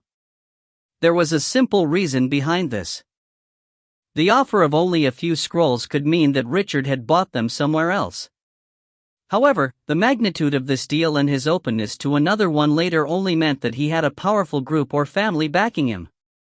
The presence of these tainted scrolls indicated great strength, and promised frightening repercussions if Richard was ever provoked. Sometimes, there was no need for death and destruction if a deal could be reached for gold. If you find any errors, ads pop up, ads redirect, broken links, non-standard content, etc., please let us know. Report chapter so we can fix it as soon as possible. Book 2, Chapter 95. Slaves. Devon was obviously quite pleased with this transaction. He could hardly wait to see how great the benefits his slaving hounds could reap with this. He raised his cup towards Richard with a smile. Mr. Richard, let us forget about that idiot Skiddick, and have a good celebration. I hope we can have many more successful partnerships after today. Amon has many magical materials, while Bivier can procure a shocking amount of minerals. As for me, outside of gold, you are most welcome to visit my slave camps if you're interested. You might find something to your liking over there. Slave camp? Richard's heart skipped a beat, and he immediately smiled and asked, "What kind of goods do you have in your camp, Mr. Devon?" Whatever you may want. Barbarians, orcs, demonic beasts, half-orcs, elves. Even the cruel and savage desert people, you can find them all at my slave camps." Devon was brimming with confidence, waving his hands mightily before he lowered his voice and spoke with an air of mystery. "I recently came into possession of a batch of interesting goods. If you're interested, I can show them to you tonight." Richard muttered to himself for a while before asking, "I want to select a group of people from your camp to form an escort team. Do you have any suggestions?" A glimmer of light flashed across Devon's eyes. "Slaves are the best kind of cannon fodder. They're just quite dangerous and hard to control. As for the kind of slaves, you should choose based on the scale of your team and the terrain you normally fight in. If it's a team that needs less than 500 and they'll be fighting in the bloodstained lands, then the desert people are your best choice. They can conquer the harshest of conditions, fighting 2 to 3 days without food or drink and still being in optimal condition. They're also natural horsemen. For smaller battles needing more personal strength, I recommend headhunter orcs. Adult warriors are level 7 at least, and slaughter is their second nature. However, they're extremely dangerous. Barbarians of the Snowpeak tribe make the best personal guard. Even teenagers are level 8, while trained adults can reach level 10. They have their own weakness though. They're too expensive, haha. The joke was quite lame, but everyone present still laughed merrily. This response showed the status this obese man enjoyed. Devon had thrown out a few leads in that ardent explanation. He was sounding out Richard's future plans, whether he would be fighting in the bloodstained lands, his usual battle style, and whether the fights would be small in scale or large. Of course, to no one's surprise, the young man maintained the same graceful smile from start to finish. There was no information to be gathered from his expression, as he didn't respond to Devon's questions in any way. Through their private room's door, Richard glanced outside to see an eye-catching warrior who was obviously much taller and stronger than ordinary humans. He was half a head taller than even Gangder himself, radiating a valiant aura from head to toe. Even though he was dressed in human clothing, one could still see that he was a barbarian warrior roughly around level 10, similar to Gangder. Richard pointed to the burly man. "That's a warrior of the Snowpeak tribe?" "Indeed. Zagu is my number 1 guard, and he's been following me for 7 years. Having said that, Devon had the fellow come over so Richard could get a close look at him. Richard stood up and went a few rounds around Zagu. He even cast 2 detection spells, grabbing the barbarian's body from time to time. Zagu's face flushed with anger, but he stopped himself from acting up. Everyone present could see his displeasure, but nobody cared for the anger of a slave. Richard didn't bother either. Norland had similar practices with slaves, and he was actually doing something important. He wasn't grabbing the barbarian out of curiosity, instead taking the chance to understand the structure of his body and especially the distribution of his bones and muscles. Having completed a detailed inspection, Richard understood a little more about the barbarian race. He then returned to his seat, closing his eyes as all sorts of data was analyzed and tidied in his mind. The figure of an adult barbarian slowly started to form in his consciousness, and although it was still a little fuzzy, it would grow more detailed the more of Zagu's kind he met.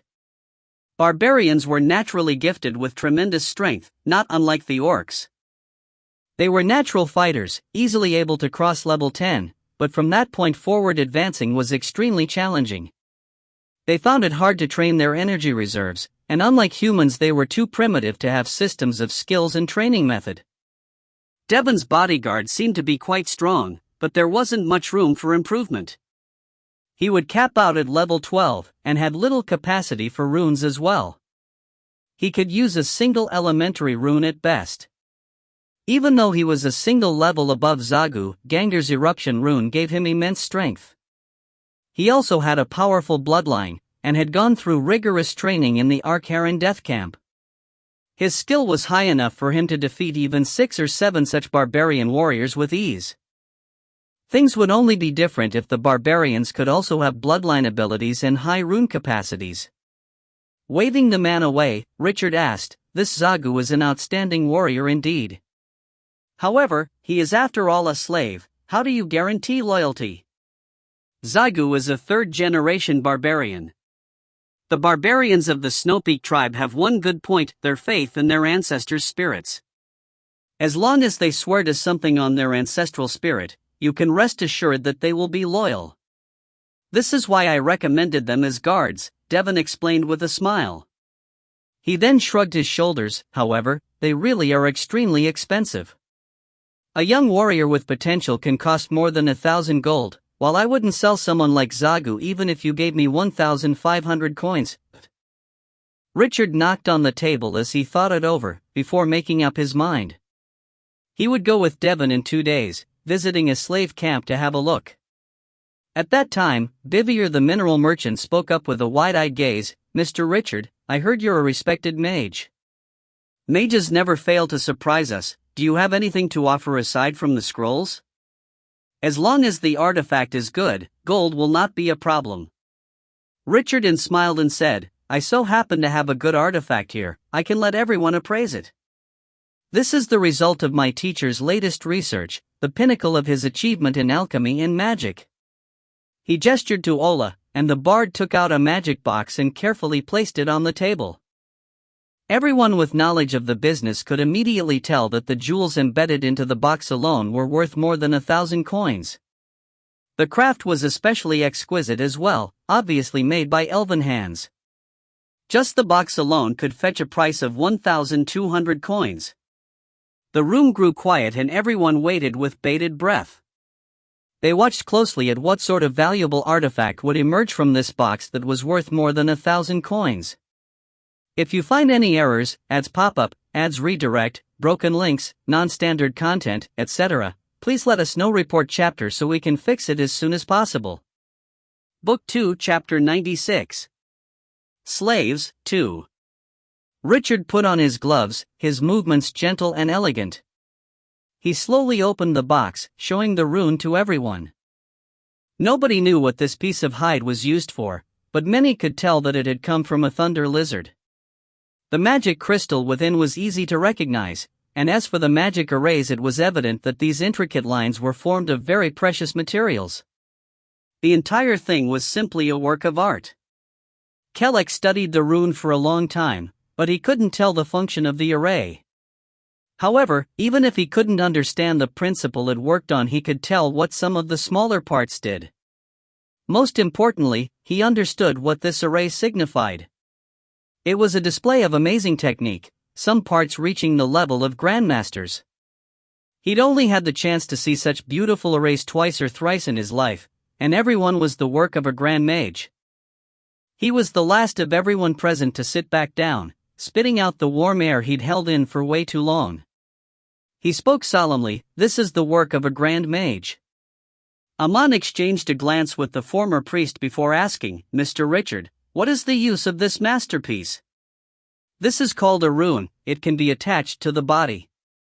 With a small amount of life force and the mana from a magic crystal, it can amplify one's strength by about 15%. Each activation lasts for 5 minutes. Everyone went deep into thought, pondering over this unprecedented rune and its uses. Aman's hands trembled as he asked in a shaky voice, "This rune, does it have any effects on powerful people who've already entered sainthood?"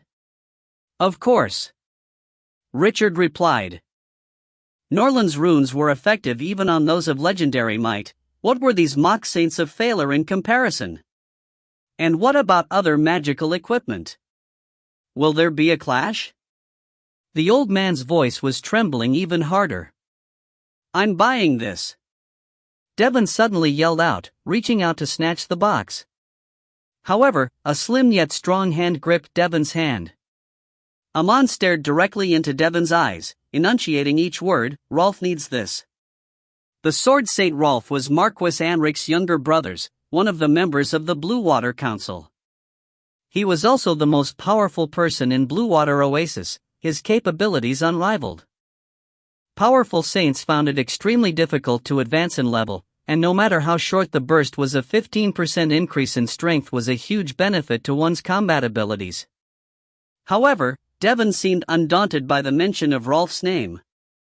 The Golden Warflag did not fear Marquis Anric's power, and his hand remained extended towards the box as he said with a sneer, "Rolf's enemies need this as well. But this artifact is of no use to you." Aman's expression grew somber. "It's of use to the Golden Warflag. Even if I don't personally need it, others do." "I'm not the right person for you to ask about this. Go look for Lord Trevor instead," Devon replied sarcastically. A disturbed look crossed Aman's face. Trevor was the Golden Warflag's second in command, the one leading the slave trade. A strong fighter and a level 17 saint, he was an enemy Rolf most definitely would not want to meet. His need for this kind of strength far exceeded that of Rolf. Vivier, who was seated at the other end, suddenly leaned forward and looked into Richard's eyes. "This really is some good stuff," he said slowly, "Name your price." Devon and Anric were startled, leveling penetrating gazes at Vivier as they said simultaneously, "You want a piece of this as well?" "Why not?" Vivier retorted, showing no signs of backing down. This was quite rare. His backing was far weaker than Marquis Anric or the Golden Warflag. However, his next sentence caused both Devon and Aman to have a complete change of expression. "General Risland is getting ready to launch a large-scale expedition alongside the Dragon Church. He definitely needs this rune." Marquis Risland was a famous general of the Iron Triangle Empire in the north, nearly undefeated in his entire life. At level 17, he was known for his tyrannical strength and the power of his subordinates. Vivier being under him now was a surprise. However, the Iron Triangle Empire was a significant distance away from the Bloodstained Lands, separated by 2 duchies. Because of that, neither Devon nor Aman grew afraid as they continued struggling for the box. Eventually Devon banged hard on the table, roaring in Richard's direction, 50,000 gold. "Sell this to me." Seeing that the situation wasn't dire anymore, Aman folded his arms and laid back calmly as he raised the bid, 60,000. 80,000. Vivier's confidence was comparable to that of the other 2 men. 80,000? Do you even have that much on you? Devon sneered. Vivier smirked in response, "I still have 5 kilograms of mithril." Being amongst the most outstanding magical metals, a kilogram of mithril could fetch up to 20,000 coins in a human empire. 90,000. Aman remained calm and collected, continuing to increase the price. Devon broke out into a sweat. He chuckled maliciously, fixing his gaze on Richard as he spoke, "Mr. Richard. Just name a price, I'll pay whatever you ask, not." Richard thought about it for a while, smiling in reply, "All right." Everyone grew nervous once he opened his mouth. Outside of the 3 already bidding, 2 others had expressions that indicated they wanted to join in as well. Without batting an eyelid, Richard scanned everyone's faces. He gestured to Ola, and the elf took out another magic box and opened it in front of everyone, showing the exact same rune. Everyone here was stunned for a moment, but this only riled them up further. Emotions ran high as another part expressed interest. Since there were 2 runes now, many felt that no matter what they had to at least bring one back. Gold was aplenty, but powerful saints were few and far between. Many of those sitting in the room could use this as a way to build a rapport with a powerful saint.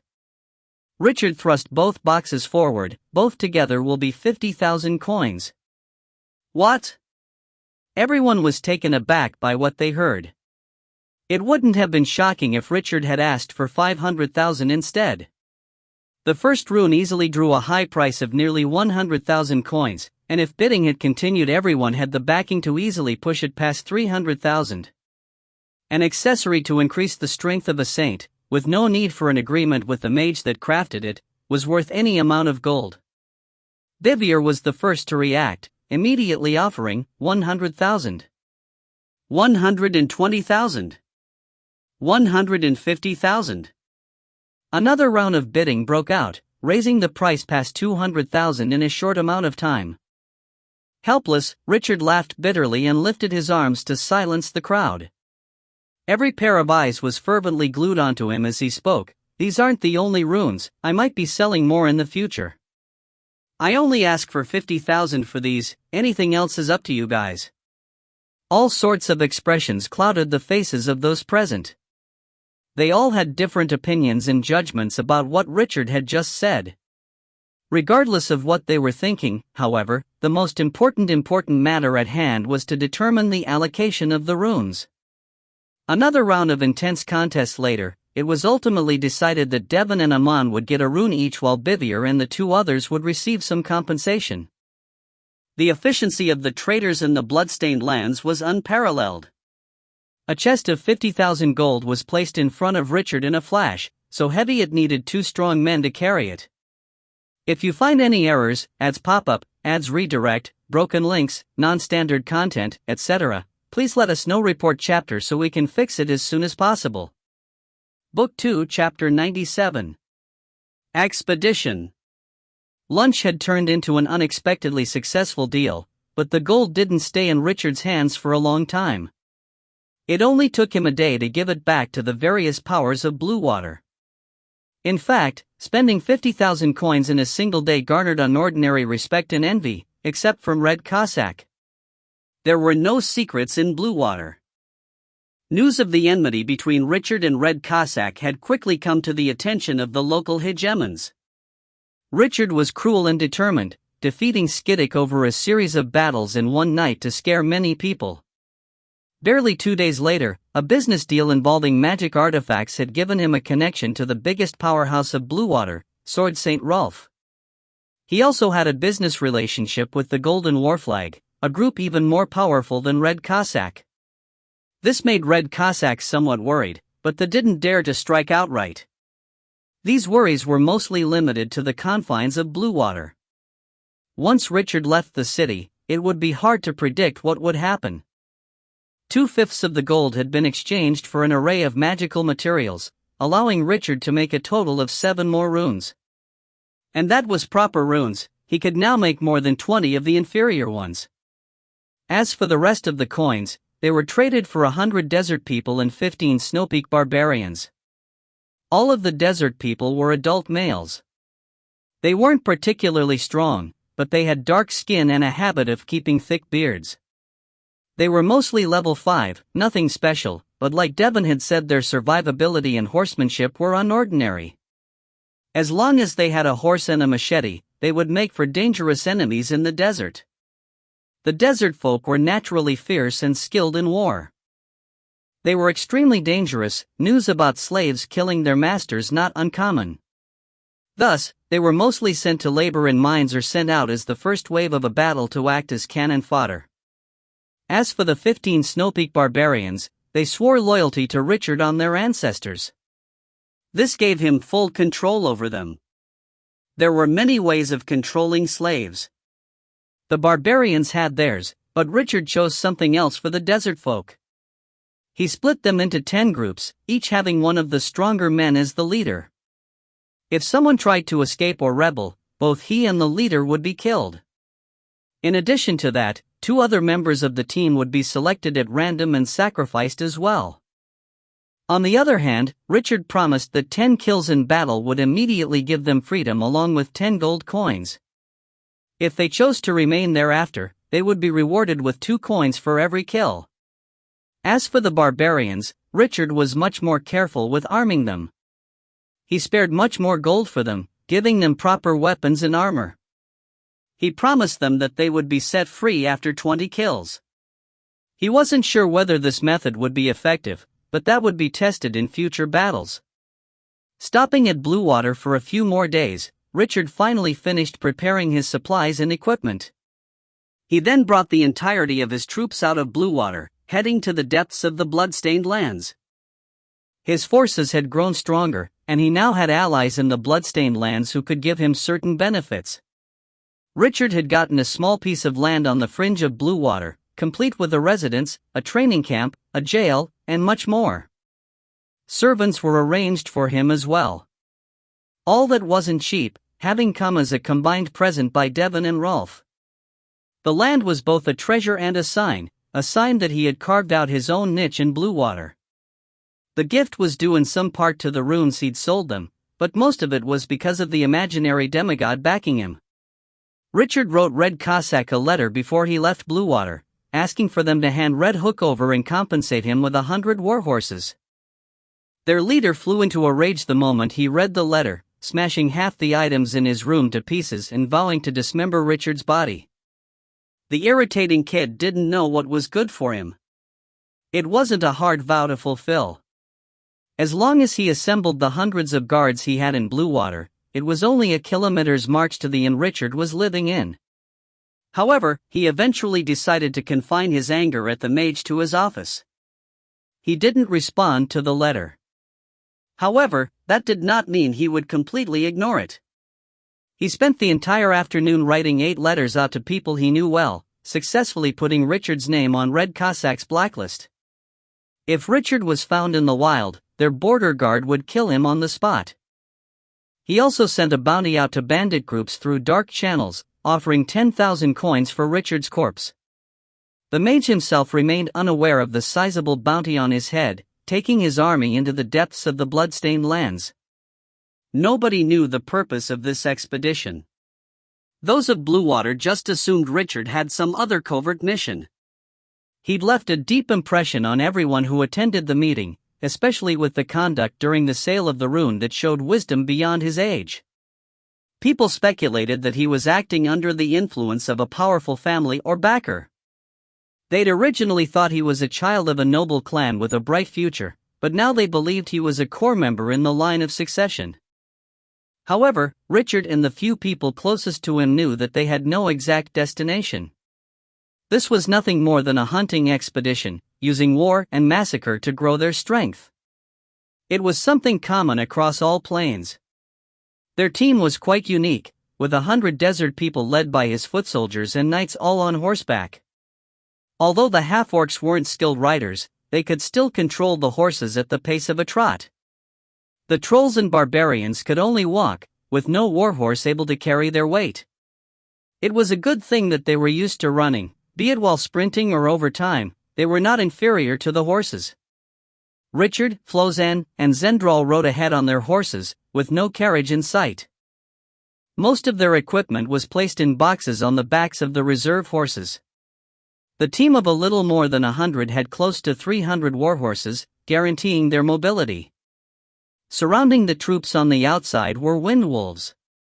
On the 5th day, another strange team appeared in front of Richard. Over 20 knights that were distributed in various teams were slowly advancing through the desert, almost 100 barbarians huddled close together in between. There were both adults and children, men and women, but there were no elderly. The barbarians were all injured, but they pressed on. If they walked any slower, they would be whipped viciously. This was Richard's first encounter with a slaving team.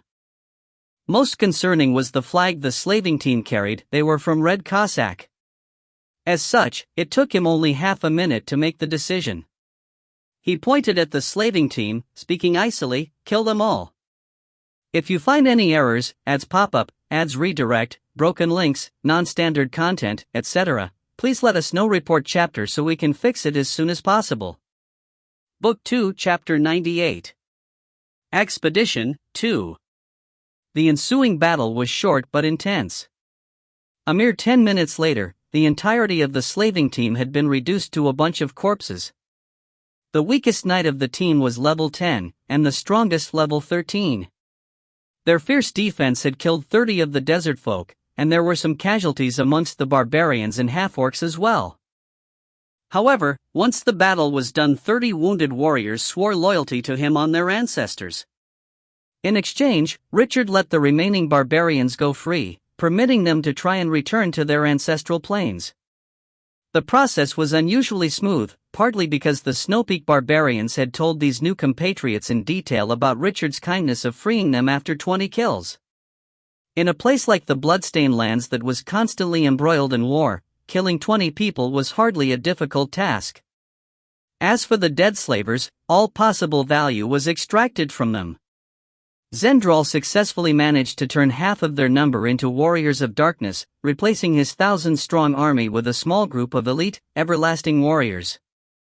This had been at Richard's request, matching up to standards in Norland. One couldn't rely on a large number of weaklings in war. Given certain conditions, certain elites could destroy any amount of cannon fodder. Cleaning up the aftermath of the battle, Richard's army continued to wander aimlessly around the Bloodstained Lands. No less than 10 battles were fought over the next 15 days, all of varying scale. He destroyed 2 more slaving teams, and battled a 100-man troop of horse thieves. He'd also captured a small caravan, although he ended up just buying their goods instead of plundering them. That being said, he bought their goods at cost price. Richard now had more than 300 desert people and 100 barbarians under him.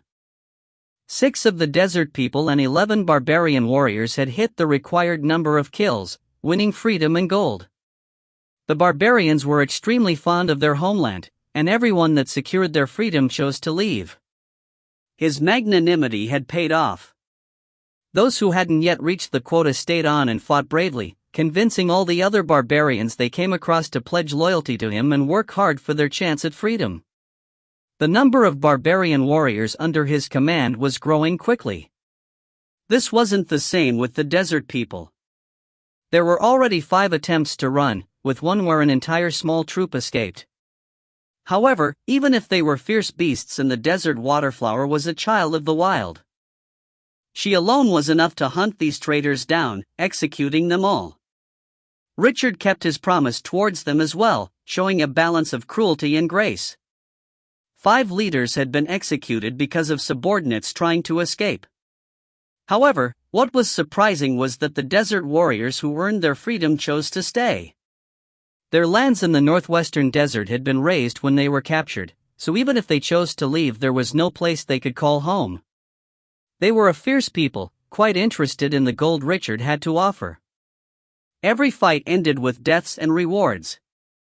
In the midst of all this battle, Richard finally broke through to level 10. The elven blood in him continued to evolve, giving him an affinity towards nature.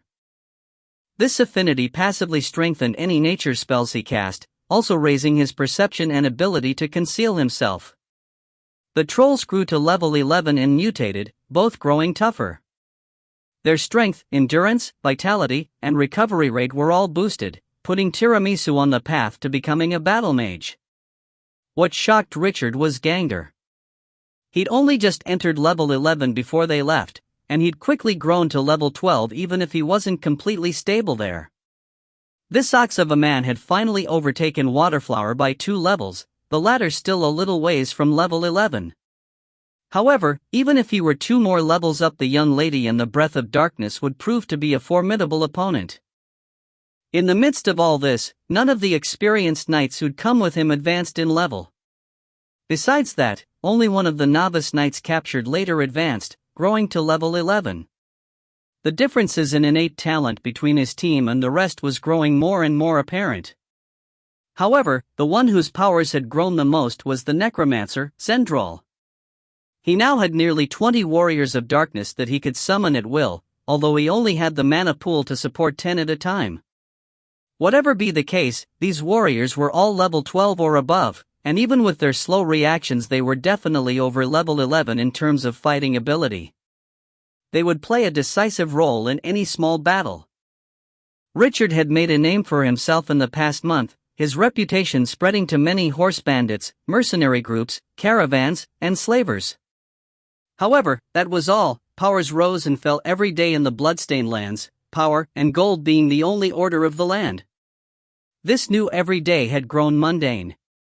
Richard felt the month pass by like it was a year, blending into a red world of red memories. He woke up to a red morning, seeing the red land and rocks everywhere as he advanced.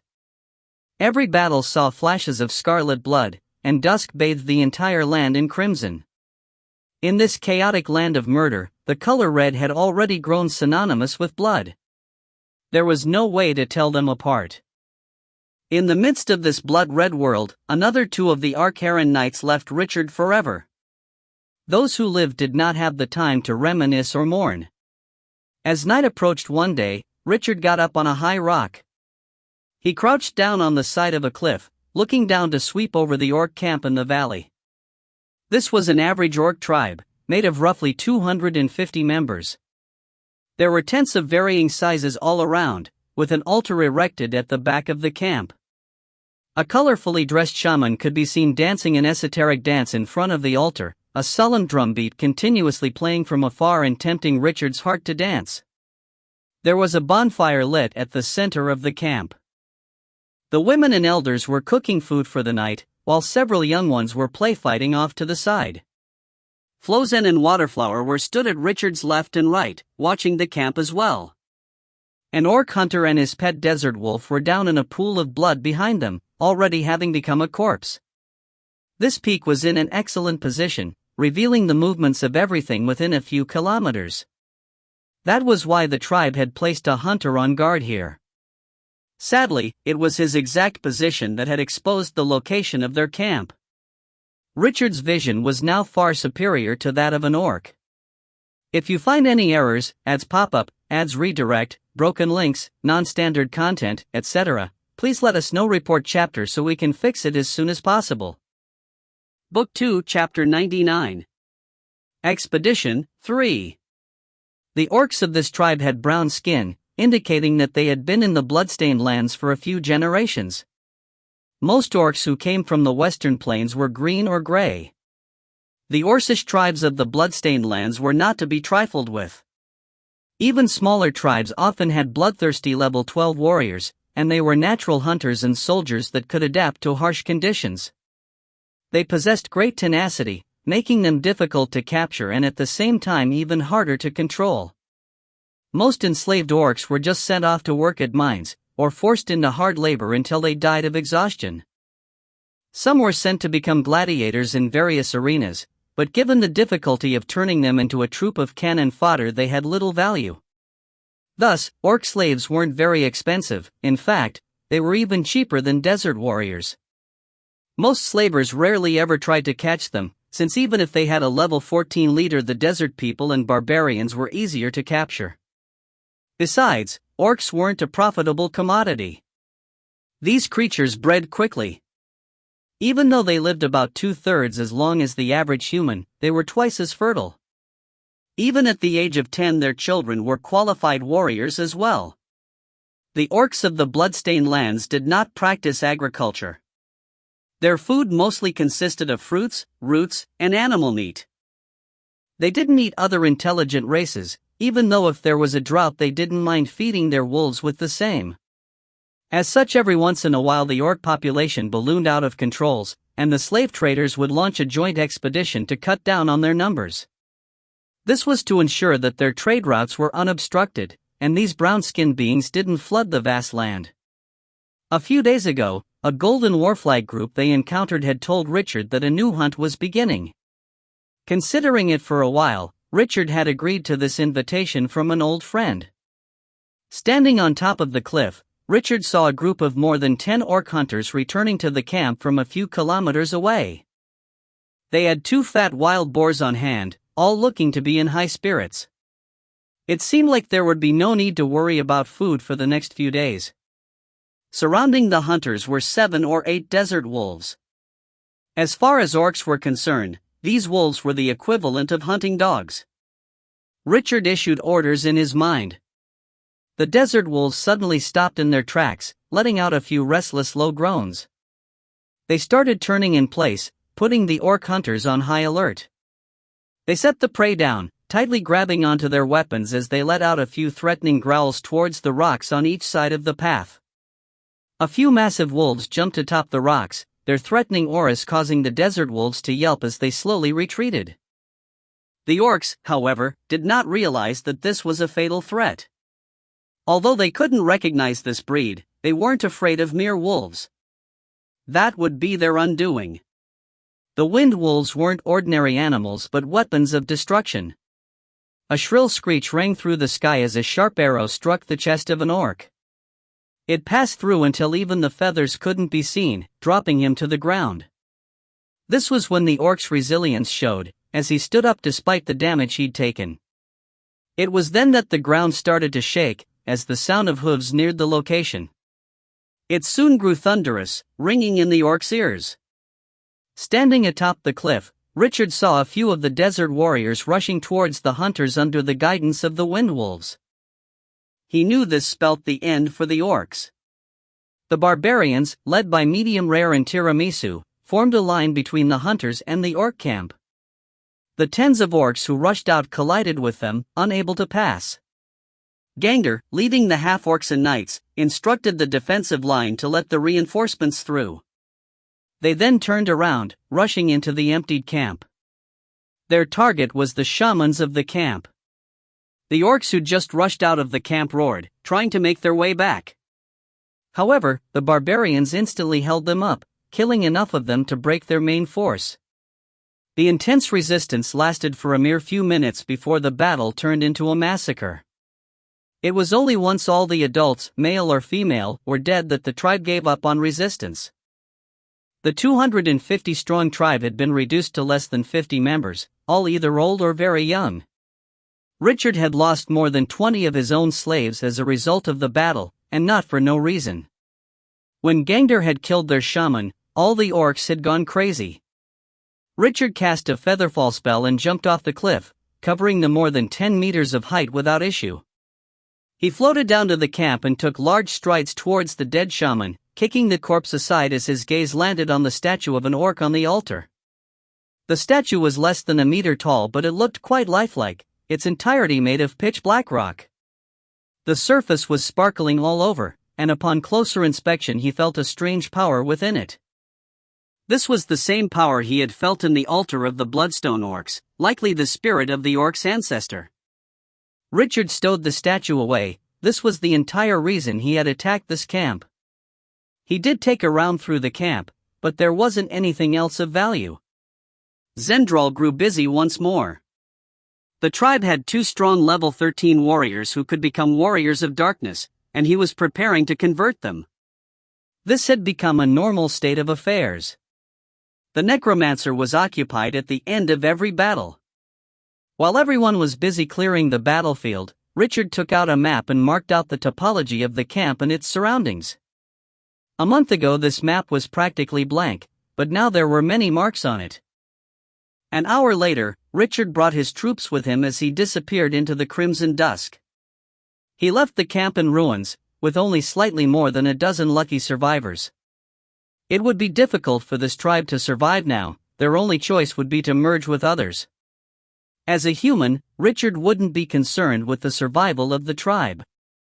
Were he in an orc kingdom, nobody would care about his own fate. The orcs of Phalar paid great attention to ancestral worship, quite similar to the ones back in Norland. Almost every established tribe had a sacrificial altar, making them a target for Richard.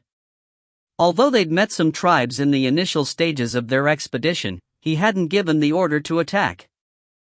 The invitation from the Golden Warflag group had cleared the last of his hesitation. Another 2 camps were wiped out in the next few days, and Richard took the idols they worshipped. He still remembered that the brood mother required such objects, and Flozin was quite interested in them as well. Well, she was interested in anything related to magic or the divine. The bloodstained lands turned out to be quite fertile. Richard would look for orcs or desert people if he needed idols, and slavers if he needed soldiers. Most slaving teams he met ended up forfeiting all their slaves to his control, while the slavers became warriors of darkness under Zendral's control. If he needed gold, he often met up with caravans. Even though most of the time he brokered a deal and bought their goods, it would be at or near cost price. As long as one could defeat their enemies, the bloodstained lands were a haven with everything one desired. Even though he had only been here for a short time, Richard was starting to feel that such a life would never end. If you find any errors, ads pop up, ads redirect, broken links, non-standard content, etc., please let us know. Report chapter so we can fix it as soon as possible. Book 2, Chapter 100. Frontier. Still out on the expedition, Richard received an unexpected piece of news from the Golden War Flag. It had come from Marvin, the fallen cleric who had been sent out to negotiate with the Sequoia Kingdom.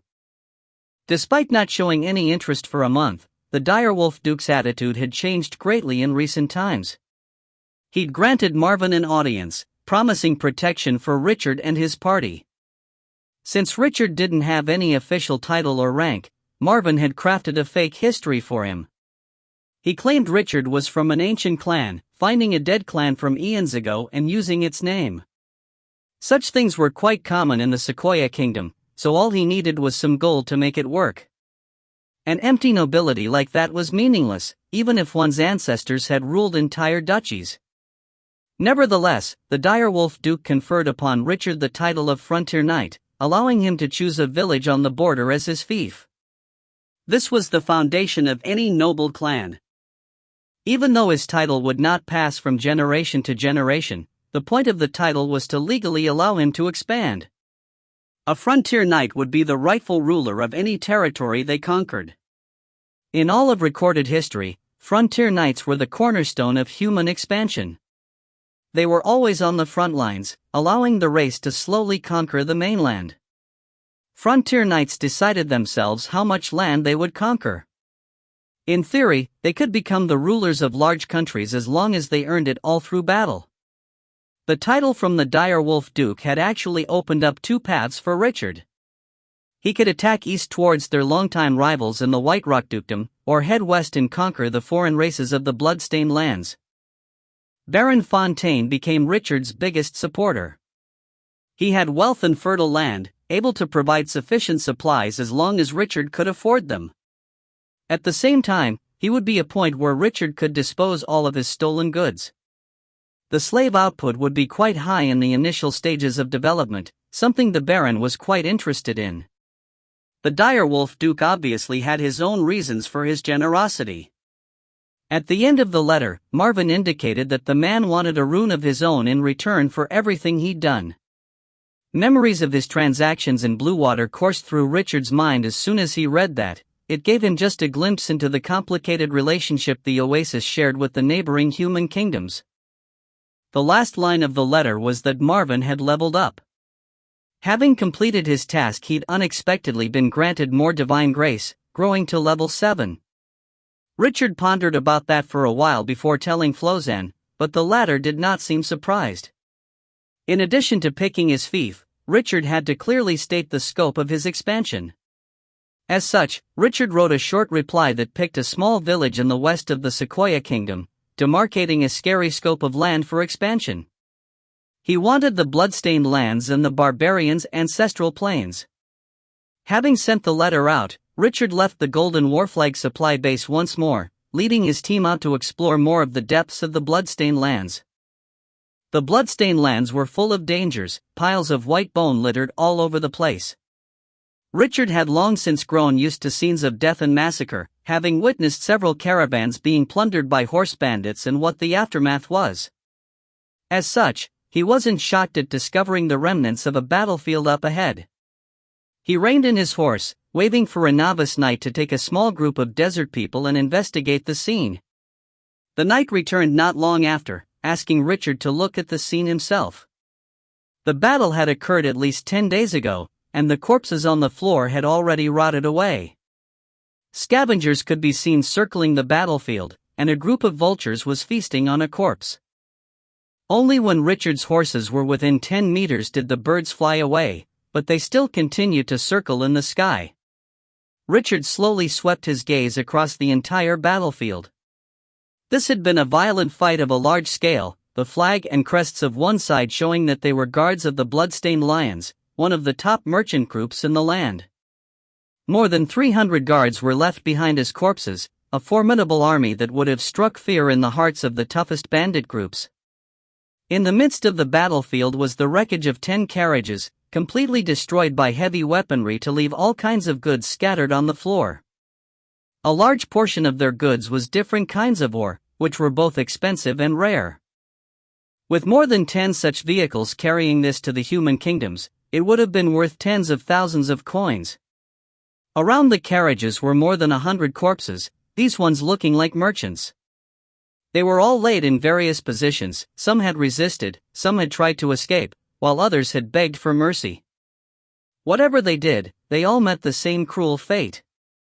Based on the number of corpses, Richard was sure that there were no survivors. Having inspected the corpses and goods, what struck Richard the most was that there were no containers of food or water on the scene. He quickly concluded that the attackers had only gone for supplies and whatever few items had the most value. They weren't interested in this heavy ore. Even with the Red Cossack flag, such a caravan would have given Richard some serious consideration. However, the whole caravan had been reduced to corpses, and what about the enemies? Did they escape unscathed? Could it be that an unknown force followed the same custom as they did, collecting the remains of their dead? It was then that his gaze landed on a knight adorned in black armor. This knight was extremely big, seemingly larger and stronger even than barbarians. The heavy armor on him was at least a few hundred kilograms, the quality allowing him to go toe-to-toe with even medium rare. Given such a sturdy body, he undoubtedly couldn't be carried by any ordinary horse. A short distance from the knight was another corpse, this one of a horse that was at least a meter longer than the knight himself. This warhorse had 2 large fangs sticking out of its mouth, with spikes of varying length jutting out all over its body. The frightening creature had traces of dried blood on its hooves and spikes, and a severed arm was held in its mouth. Only such a horse had the strength to carry that black knight. More than 10 weapons were pierced into the knight's body, tens of corpses scattered around him in a circle. It was obvious that they had all been killed by a single fierce enemy. The horse's body was pierced by a few polearms as well, and more than 10 of the caravan guards were laid across it. Despite being dead for so many days, the knight and his horse still gave off an intimidating aura. Jackals, vultures, not even insects were willing to come close. Forget the corpses themselves, everything in a range around the bodies was still in good condition. Richard frowned. This black knight gave him a very uneasy feeling. If you find any errors, ads pop up, ads redirect, broken links, non-standard content, etc., please let us know. Report chapter so we can fix it as soon as possible. Book 2 Chapter 101. Discovery. Richard jumped off his warhorse, making his way to the body of the Black Knight. He kicked the half-decomposed guards away and kneeled down, turning him to show his face. The man's boorish face resembled that of a barbarian, still stuck in the scowl he'd had before his death. His hair was cut neatly like a soldier, unlike the unkempt style of most of the powerhouses of this plane. He was mostly human, but certain characteristics made it evident that he had the blood of other races in him as well. Be it strength, endurance, or energy, it was evident he was top-notch. Precision and Richard's own artistic intuition was sending him some very strange information. This mixture of bloodlines actually maximized the man's potential, and the process itself could be considered perfect. It made him think back to records in the deep blue of a way to craft a mixed-blood race. This fellow in front of him seemed to be the fruit of such methods. The marks of the battle made it obvious that he was around level 15, but be it his armor or his weaponry, they were all standard issue. The rest of the battlefield also indicated that he was no more than an ordinary knight in his team. What kind of team was made of level 15 knights? Even in Norland, such a team would be an elite force of a powerful family, second only to rune knight platoons.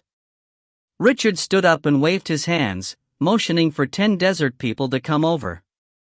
He wanted them to strip the Black Knight of all his weapons, and take his armor off as well. A dark and gloomy was constantly radiated by the corpse, making even the fearless desert people show signs of fright. Their hands were trembling as they took the weapons away. Once 3 of them got the heavy breastplate off, another took a machete and cut open his flaxen clothing to expose the knight's chest. Richard suddenly lost his breath. On the greening chest was the lifelike tattoo of a bear's head. The bottom part of the head went quite deep, with a complicated magic array inscribed on it. This array was extremely familiar to Richard, he could draw it with his eyes closed. It was a rune. Richard was certain that nothing even vaguely similar to runes existed on Phalar. Even if someone successfully drew a magic array on someone's body, this was rare and only performed on powerhouses. Only those of a high level here had the carrying capacity for runes. The mages of Phalar didn't even know of the concept, unaware of how to calculate the carrying capacity for a rune. These seemingly basic magic principles had been established in Norland for a long time. They were drafted by more than 10 legendary mages, who had spent centuries slowly perfecting the craft. Richard didn't need any kind of test to conclude that the rune on this corpse wasn't from this plane, and he was also 90% sure that it came from Norland. This was a standard rune on Norland elementary defense. It would reduce the damage its wearer took by roughly 10%. Even if other planes also had runecrafting heritage, it wasn't possible for them to replicate a rune in such detail. Flozen stood up as well, extremely astonished by the sight of the rune.